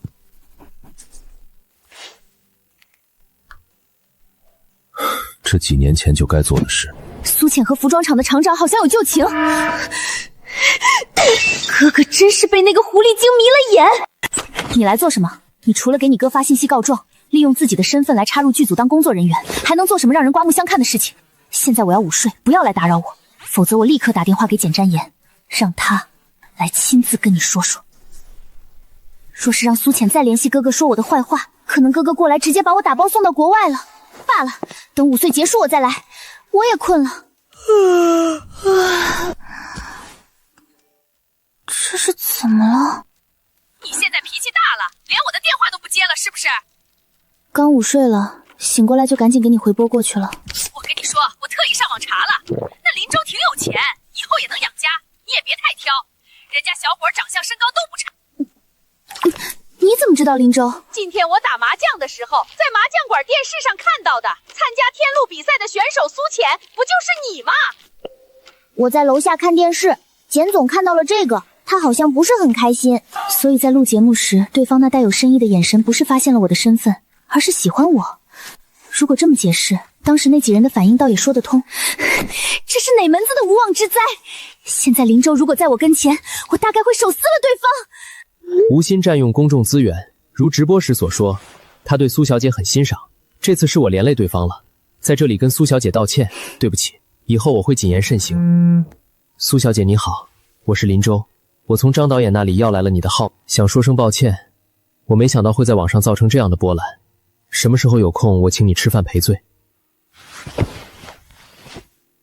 我本身就是被林州连累的，先晾着他好了。苏小姐打电话是有事情。简先生，苏小姐参加天路比赛，我个人不建议你在男女方面进行炒作。当然，如果苏小姐以后打算在娱乐圈活动，等当我没有说。如果苏浅真的进了娱乐圈，那么她和苏阳的母亲关系也到头了，不能让苏浅把孩子当成工具来利用。你在说什么屁话？信不信我告你诽谤啊？你哪只眼睛看到是我炒作了？上来就扣帽子，是办事严谨之人该下的定断吗？简先生，我最后再说一次，收起你那高高在上的态度，生而为人，请你长点脑子。因为苏阳的关系，我是希望与你和平共处，但你若一而再再而三的惹怒我，就别怪我不给你留前面。最后说一遍，请用脑子想事情。粗鲁！我这报表晚送10分钟是能死吗？为何要赶这个时间送来？天王我也！人不可貌相，苏小姐看起来文静温柔，实际上是个敢对简总大声训斥的强者啊！在古代，窥得皇上的秘密或是见识过皇上虎落平阳的惨状后，大多会被灭口。我现在就是这么个情况。报表拿来。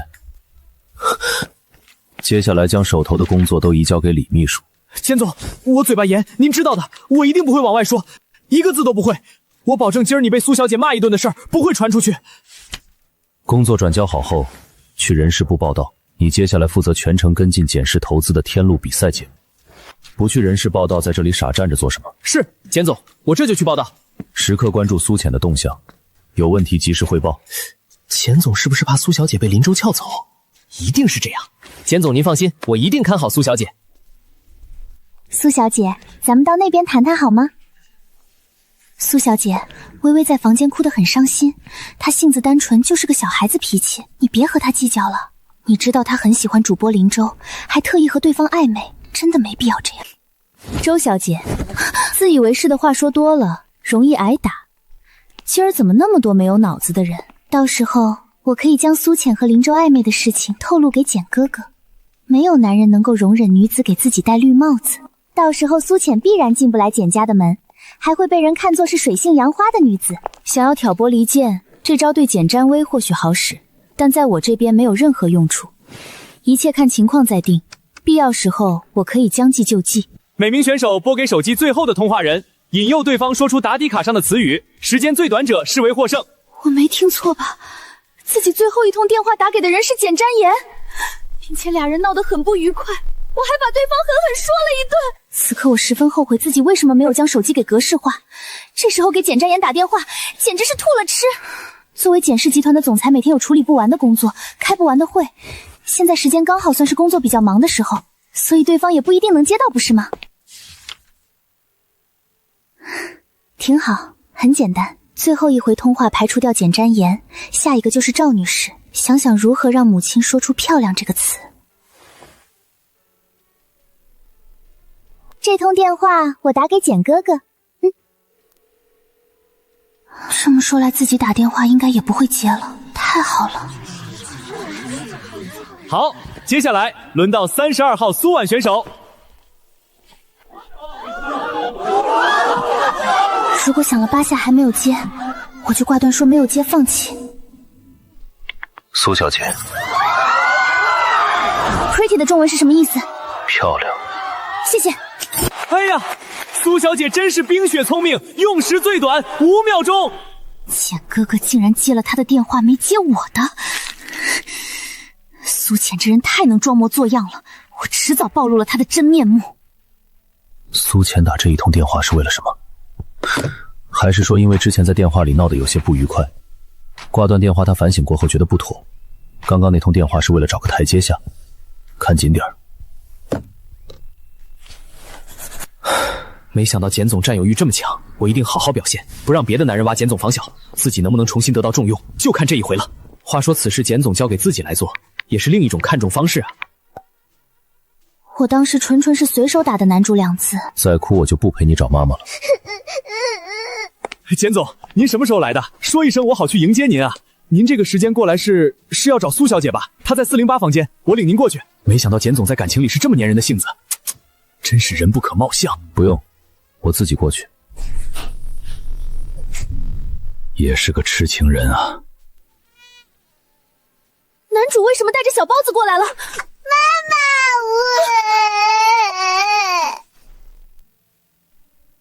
在原著中，小霸王很喜欢待在男主身边，眼下现实却是苏阳一直说要回来，且在简瞻言那边情绪各种出问题。这回儿子醒过来，我要和他好好谈谈，看小孩子的心里到底是怎么想的。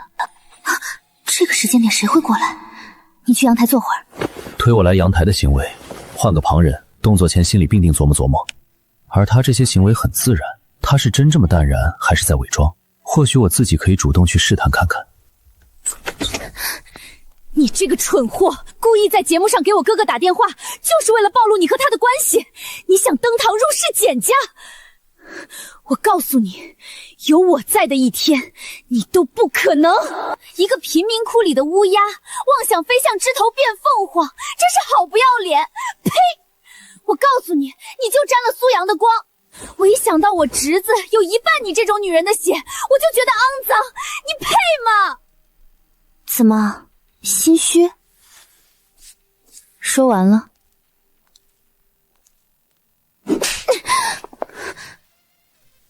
这一巴掌打你口无遮拦，脑袋空空。你敢打我！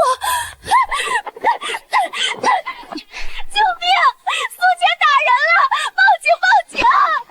什么这些放出去我无所谓，到时候就看是谁倒霉好了。即便是酒店走廊的监控拍到的也是你恶狠狠拍我房门主动进屋的模样，你说报警，到时候警察抓的是你还是我？你再喊啊！男主真是端得住，我给简占威一巴掌，对方都能够不出来。你不怕我打电话告诉哥哥吗？你把我的脸打成这样，我去跟哥哥说，他会怎么想你？简建言不是一直觉得我对简家有企图吗？这一巴掌总该让他清楚，我真的无心入住简家了。自己这巴掌打的可是奔结仇去的，何必舍近求远呢？简先生，不出来看看你妹妹吗？简占威的反应怎么和自己想的不一样？妈妈怎么了？一门心思想要对付简占威，忘记儿子还在睡觉了。没事没事。哼，坏姑姑。还好儿子没听到简占威那番蠢话。苏阳就连对简占威都叫姑姑了，却还不曾叫我一声爸爸。你们兄妹有话要说，就去别的房间，小孩子还要睡觉。过来。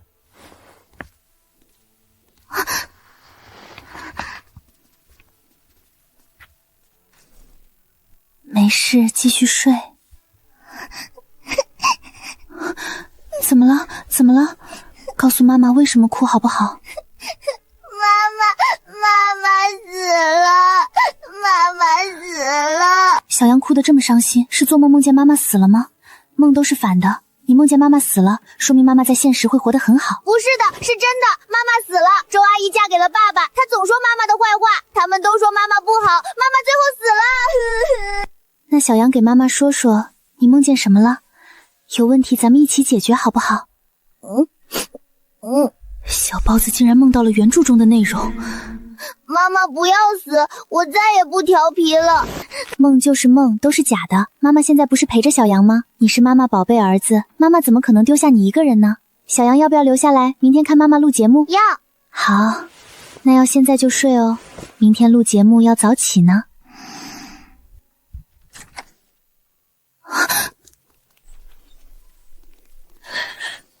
对不起。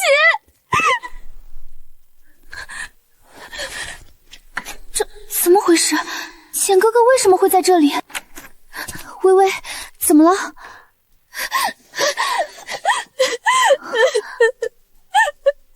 哥哥向着苏浅，他和苏浅一起欺负我。苏浅在节目中用小把戏将最后一通电话设成了你，就是为了曝光身份进简家做铺垫，我都是为了哥哥好。苏阳是我的儿子，你又是谁？有些事情我不说，不代表原谅。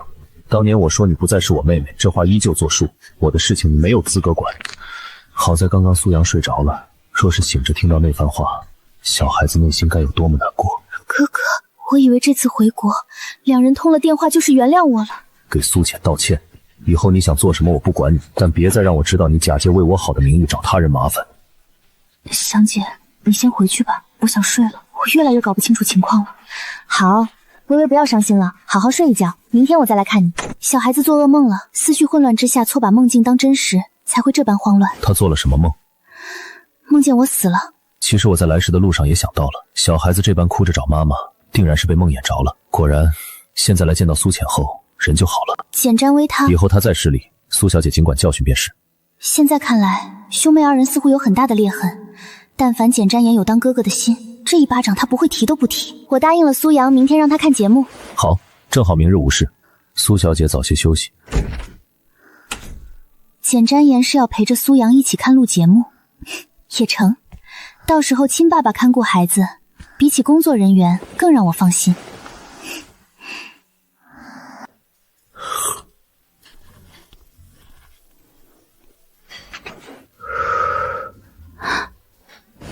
简总哦，不好意思，有些感冒。我竟然还没有小袍子有眼力。我去化妆室了，待会儿你们吃完出了食堂往左拐就是录制棚，到时候拿着这个就不会有人拦了。好，我吃好了，咱们快去找妈妈吧。如果妈妈在，我肯定撒娇要她抱下来，但我此刻身边的人是简占言。快点呀！全程看到了儿子是如何对苏浅撒娇卖萌，和眼下面对自己的时候完全不同。对比苏浅这个亲妈，苏阳对我就像个后爸。在见识到苏阳的两副脸面后，我意识到有些事情不能因为孩子小就不说。5岁的苏阳显然是个主意正的，这对母子俩在各方面真是完全不按套路出牌。这是儿子第一次主动的见我，主动的。大家早上好，我是主持人林宗，接下来跟叔叔过来，给你找个靠前的位置好不好？谢谢，但我不认识你。妈妈嘱咐过，不要和陌生人走。如果自己被抢走了，便宜爸爸就太没用了。简总，座位在哪儿？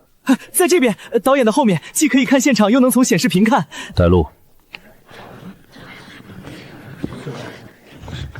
早知道再多拿个椅子了。接下来欢迎我们的特邀嘉宾 UT 战队。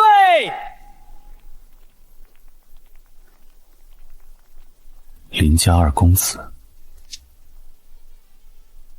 这人怎么一直在偷瞄苏浅？我以为林州节目里那番回答是因为苏浅要和他炒作，可现在私下他还这么表现，那就有些耐人寻味了。即便看到的仅是林州后脑勺，我也知道对方的眼神多么热烈。他为什么一直看妈妈？他落枕了。原来这是这样，前面的叔叔真可怜。林州不怎么出现在众人视野，行事比较低调，这样性格的人对带着孩子的妈妈上心不无可能。或许是我真的误会了。没想到我们神圣不可侵犯的简总有朝一日也会陷入三角恋中。好，感谢 UT 战队的助力，请坐到这边。接下来我们欢迎此次导师惠安出场。这个纯情的反应以及之前的采访，很难让我不多想了。女主又在憋着什么坏？我现在看出来了，我这个女配老是不搞事了，女主开始不消停了。大家好，接下来由我为大家介绍关于运动服 Cut。其他选手进到食堂后，周强和惠安又迅速地表现两人不熟。这里面没有猫腻说出去谁都不会信。在食堂，妈妈说在食堂。苏小姐，之前说邀请你吃饭聊表歉意，不如咱们出去吃，我请你。我已经打好饭了，不能浪费食物。你说的事情也都过去了，不必再请我。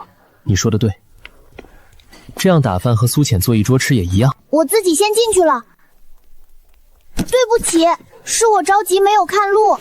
你的声音我听着怎么这么耳熟，长相看着也有些熟悉。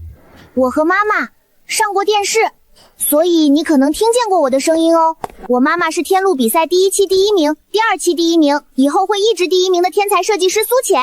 你是苏浅苏小姐的儿子？如假包换，这人怎么还怀疑我呢？妈妈明明说我长得和他一样白，这都认不出来。你好，我叫林州。你好，我叫苏阳。看来听说的传言没错了，苏浅的确是单亲妈妈。我不是会受家人而左右的人，我对苏浅一见钟情，更不会管对方的其他条件。我在意的是苏浅这个人。苏阳，那咱们现在是好朋友喽？不是。套近乎失败，我这招可是百试百灵的。这个绝招今日惨遭滑铁土糊，为什么呀？你知道我喜欢吃什么吗？你知道我的身高体重吗？你不了解我，连这么肤浅的问题都答不上来，别说是好朋友了，咱们表面朋友都不是。我是被一个小朋友教育了吗？谁教孩子表面朋友这个词的？我先走了哦，有缘再见。现在的小孩子这么精了吗？简总在打电话，我就先过来找妈妈了。妈妈，我刚刚碰见了一个怪叔叔，他说要和我当好朋友，但我们才第一次认识哦。他有点傻傻的，还想骗我做好朋友，真笨。不可以乱说别人傻哦。我没有当他的面说，是在心里想的。苏小姐，你家小朋友好聪明，刚才我们聊了2句，特别古灵精怪。还有什么不明白？这就是苏阳口中的傻叔叔。苏阳，你喜欢吃鸡腿吗？叔叔这里有鸡腿呢，要不要吃花生米，裹着白糖，甜滋滋的。我儿子对于糖衣炸弹非常有抵抗力。我心里有股郁气梗在喉间，说不来的心情。哇哦，那一家3口看起来好幸福哦。我才是苏阳的爸爸，灵儿算什么东西？贸然过去吵闹自然不是我的性格，在这等心情不爽的情况下，我仍然能够冷静地分析局势。儿子，爸爸又给你打了些菜，注意细嚼慢咽。先生你好，我叫林州，和苏小姐共同录制了一个节目，您是苏阳的父亲。我知道苏阳是随谁。苏小姐，你和丈夫的感情真好，他还过来陪着录节目。反正现在别人也不知道简占言的身份，我随口糊弄过去不会影响什么，省得林州认为我单身搞什么追求那一套。我现在心里只有搞事业和养儿子。不好，你不要这样说，妈妈会不高兴，而且这个节目是我要来的。是这样吗？抱歉。苏小姐第1期设计的梦须裙子，第2期设计的拼接款童装，真是太棒了。是吧是吧，我也觉得好看，妈妈的童装是想着我设计的哟。很好，很久没有这么窝火的感觉了。好啦，咱们该回去午休了。下不来，妈妈抱。在我面前蹦的不要太溜。林先生，不好意思，我们先走了。好，下午录节目再见。现在我们是朋友了哦。好，我们是朋友，期待有一天变为好朋友。走吧。苏小姐笑起来好好看。我的新朋友笑得有点傻，和我做朋友这么开心吗？以后多带他一起玩好啦。下午你若没事，就在屋里守着孩子，我要去参加节目。我在想着原著中关于女主的比赛直接一笔盖过，直接就说夺了冠军，该从哪能打听到惠安这人的情况呢？对方一定和女主有猫腻，且显然是和比赛有关。要说内幕的话，苏小姐，微微她看似跋扈，这样的性格只是她的保护外衣，其实她的内心很善良柔软。你能不能在简哥哥面前求求情？他因为得罪你被简哥哥骂了一通，现在也知道错了。如果苏浅答应了，他必然会在简哥哥那里留下坏印象。简哥哥最讨厌别人管他的家事，如果苏浅不答应，那么简占威这里只会更加恨他。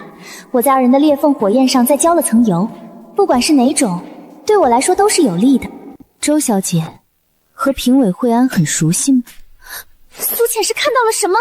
不熟悉。苏小姐有什么事吗？怎么突然提到了惠安老师？没什么事，那我先挂了，有事要忙。苏慧真不是个善茬儿。周小姐打电话来，让我劝你们兄妹和好。我去摄影棚了。苏浅对周慧的语气，我听得一清二楚。从一开始，苏浅对周慧的态度就有些奇怪，她身上反常的地方太多了。绝妙！评委龙士们好，我是32号选手苏浅。关于 UT 的战服设计，我为设计的作品立了一个中心思想：逆行的战神。苏小姐，你的每一次设计都让我期待。作为评委，我该指点你的问题，但很抱歉，我挑不出任何毛病。你很棒。在颜色搭配上，以你的实力还可以做得更加完美，我对你抱以厚望。这些话听在我耳中就是屁话，明夸暗贬，他装什么好人呢？慧安老师的厚望还是好好留住，这比高帽还让人有压力。我比别人更知道自己如何，谢谢。就看接下来周枪行不行动了。我不信炸不出二人的阴谋。周枪居然位于第19，我有种不好的预感，不知道他们在讨论什么。节目组投票的热搜都没有，那么哪来10多万人投票呢？苏小姐人气好高哦。是你？苏小姐这话什么意思？若想人不知，除非己莫为。周小姐，我看起来很好欺负吗？你这般一而再再而三的挑衅，我的忍耐力是有限的。苏小姐，我想你误会了，好，接下来我所念的名次中，前12名晋级，后8名淘汰。你们被淘汰，技不如人是一方面，最重要的是，你们没有端正态度来对待自己的专业。这期的比赛内容是在录制第2期之前，几名导师和节目组凑在一起商量好的，这是一道考验。你们被淘汰了。说来，凭借周香和慧安的交情，对方会不告诉周香这个消息。我好像猜到周香的计划了，真是阴险呢。苏小姐，不知道可不可以加个联系方式？接下来队员战服的事情，可能有些细节需要和你联络。有了联系方式，发图片那些方便点。拜拜。两人是怎么回事？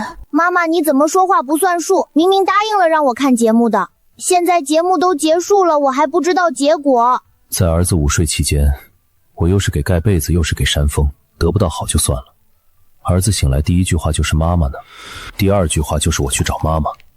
如此也就算了，偏偏苏阳还生了我的气。妈妈得了冠军，又是第1名，妈妈真棒，又是第1名。原来我这出也随了妈妈，我在幼儿园也是回拿第1的。你好好休息。妈妈没叫你，是想让慧露露知道很晚，所以想着到后面再叫你。没想到节目结束的这么快，妈妈跟服装厂申请啦，设计的给你手工做件儿童版。那咱们说好的游乐场还算数吗？当然啦。耶，妈妈万岁！我最爱妈妈了。我也最爱我的宝贝儿子。我被孤立了，孤立得很彻底。现在这场地就我们3个人，为什么要说悄悄话？我要回家和妈妈住，下午让管家伯把书包送过来哦。你不称呼我，我怎么知道你在和谁说话？哦，简总，麻烦你让管家伯伯给我送一下书包。苏阳，我是你爸爸，你现在不想承认没有关系，以后我会让你心甘情愿叫的。就冲男主这脑子，让儿子叫他爸爸，短时间内有些难。很想吐槽，刚刚简瞻言说的话好像小说霸总。现在的我已经在考虑把孩子交给简瞻言，到底是不是正确的决定了。妈妈，咱们明天去游乐场还是后天去？游乐场？明天周一你不上课吗？明天幼儿园放假，不信你问简总。头一回觉得简总这个称呼有点不喜。几所学校联考，幼儿园的教室征用成了考场，所以苏阳放2天假。你们想去游乐场玩？最近简市有所游乐场翻新竣工，过几日会开业，在这之前很多项目都能试玩，你们不如去那里。游乐场一些项目就是很多人一起玩才有趣。妈妈说的对。这哪里是推荐地方？我的本意是想跟着一起。简总再见。简先生，路上小心。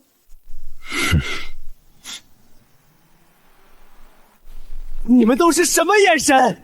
你们知道我刚刚发现了什么吗？天天一惊一乍的。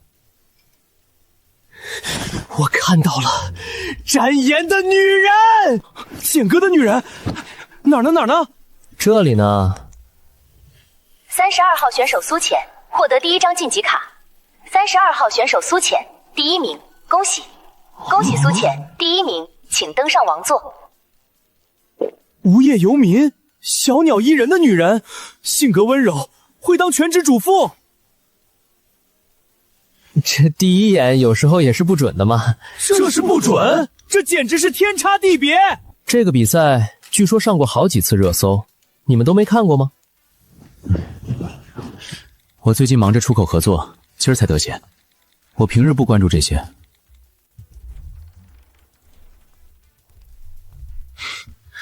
我明白了，这帮兄弟不是来找我喝酒，是来盘问的。展颜这是孩子妈，那她是弟妹吗？不是，我们之间的事情，等以后有机会他见了你们再说。起床喽，天气真好。早餐我和妈妈吃鸡汁包子，我吃了3个。哇哇哇，游乐场了，排队入园。刚刚有一个姐姐认出妈妈了，她还和妈妈合照呢。哼，他们连呱呱都带去了，却没有问我一句。简总，接下来您10点有个会议，中午和赵总约好了饭局，下午要去实地考察。难道是合同出了什么问题？还是哪个下属惹简总生气了？亦或是公司遭遇了什么危机？看我妈妈多漂亮！咦，要当我后爹？叫我爸爸都不愿意，随便一个男人就成了后爸。平日对我厉声厉色的样子呢？这人这么轻浮，不骂他？现在简总显然是什么都听不见的。关于简总和苏小姐，我现在还没弄清楚情况。若说熟悉吧，当初让我调查资料的样子也不太像。可若说不熟，就冲简总这反应，也不会是随便对女子吃醋的性格啊。关键是两人之间还有一个孩子，太难懂了。这一趟游乐场之旅，苏阳竟然发了60多条朋友圈。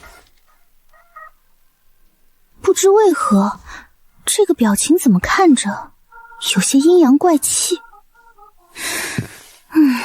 周敲出手了，对方想要一箭双雕，给自己立坚韧人设的同时将我踩到底。周敲还真是把网络玩出花来了。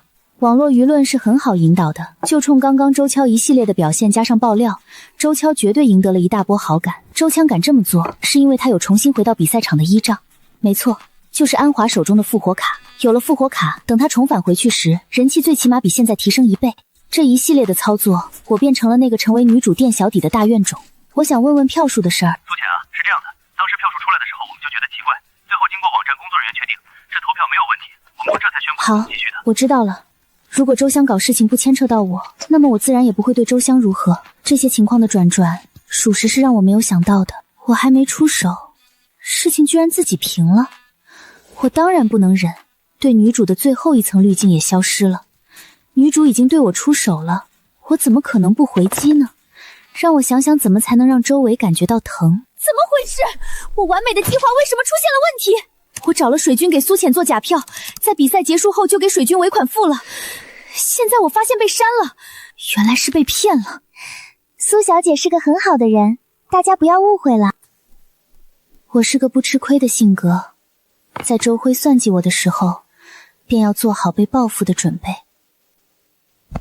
接下来就看女主的承受能力如何了。香姐，3天后我爸妈就回来了，现在我不动手，等我爸妈回来他们也会动。我看苏浅能搞出什么花样来。香姐，我特意给你留了个房间，今晚你在这儿睡，省得开车奔波。我怎么成了千夫所指之人？这件事情是谁爆料出来的？我要冷静。香姐，我知道你一定是被冤枉的，不要生气，生气就趁了阴暗之人的意了。我都要忘记这段黑历史了，没想到现在竟然有人拿出来博眼球。为知己只有诚恳认错，网友才会翻篇。你如果越是逃避，想着大事化小，小事化了，这就成了昏招。日后只要你有什么动静上了热搜，网友们必定会提起这件事情。我知道这些都不是我欺负别人的理由，当时的我就是做错了。在认识到自己的错误后，转学之前，我已向那位同学道歉，也获得了原谅。这样的惨白才真实，不是粉底能画出来的。周香最在乎粉丝，我就从粉丝入手。对方不是喜欢爆料吗？那么我也来爆个料。总之周香别想得到好，今晚定然失眠到天亮。现在网络上的热度已经开始淡了，这事儿应该翻篇了。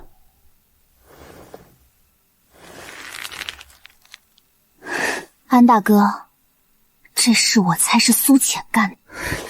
这次的事情，咱们把舆论压力都放到了没有账号的苏浅身上，这个热搜觉得委屈的人只有苏浅。而在节目播完后，突然出现了我霸凌同学的视频。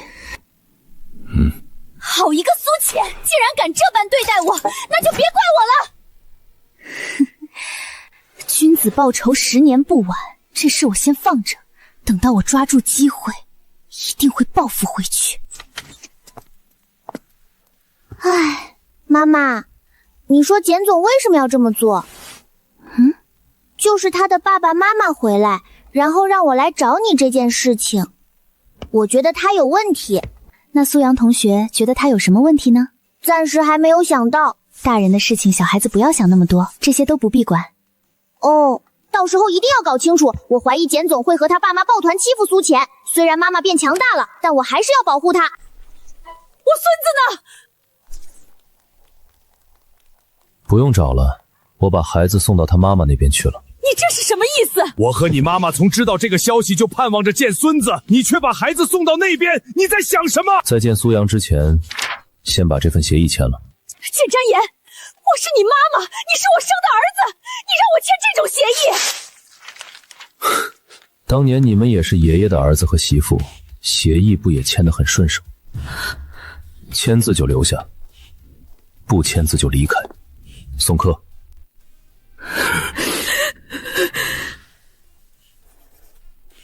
过几天我会安排你们见面。简先生，我接下来要去录制节目。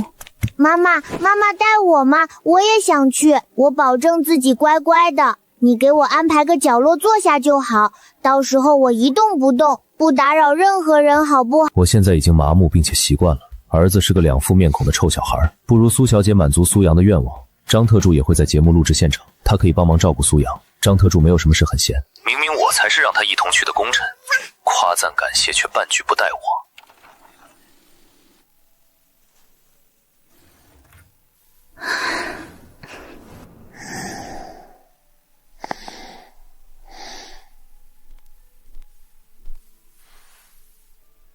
简奶奶，苏阳在家吗？我在国外学会了一个魔术，想表演给他看。苏阳在他妈妈那里，过几天回来你再找他玩。这样小姑子嫁进简家的可能性就更大了。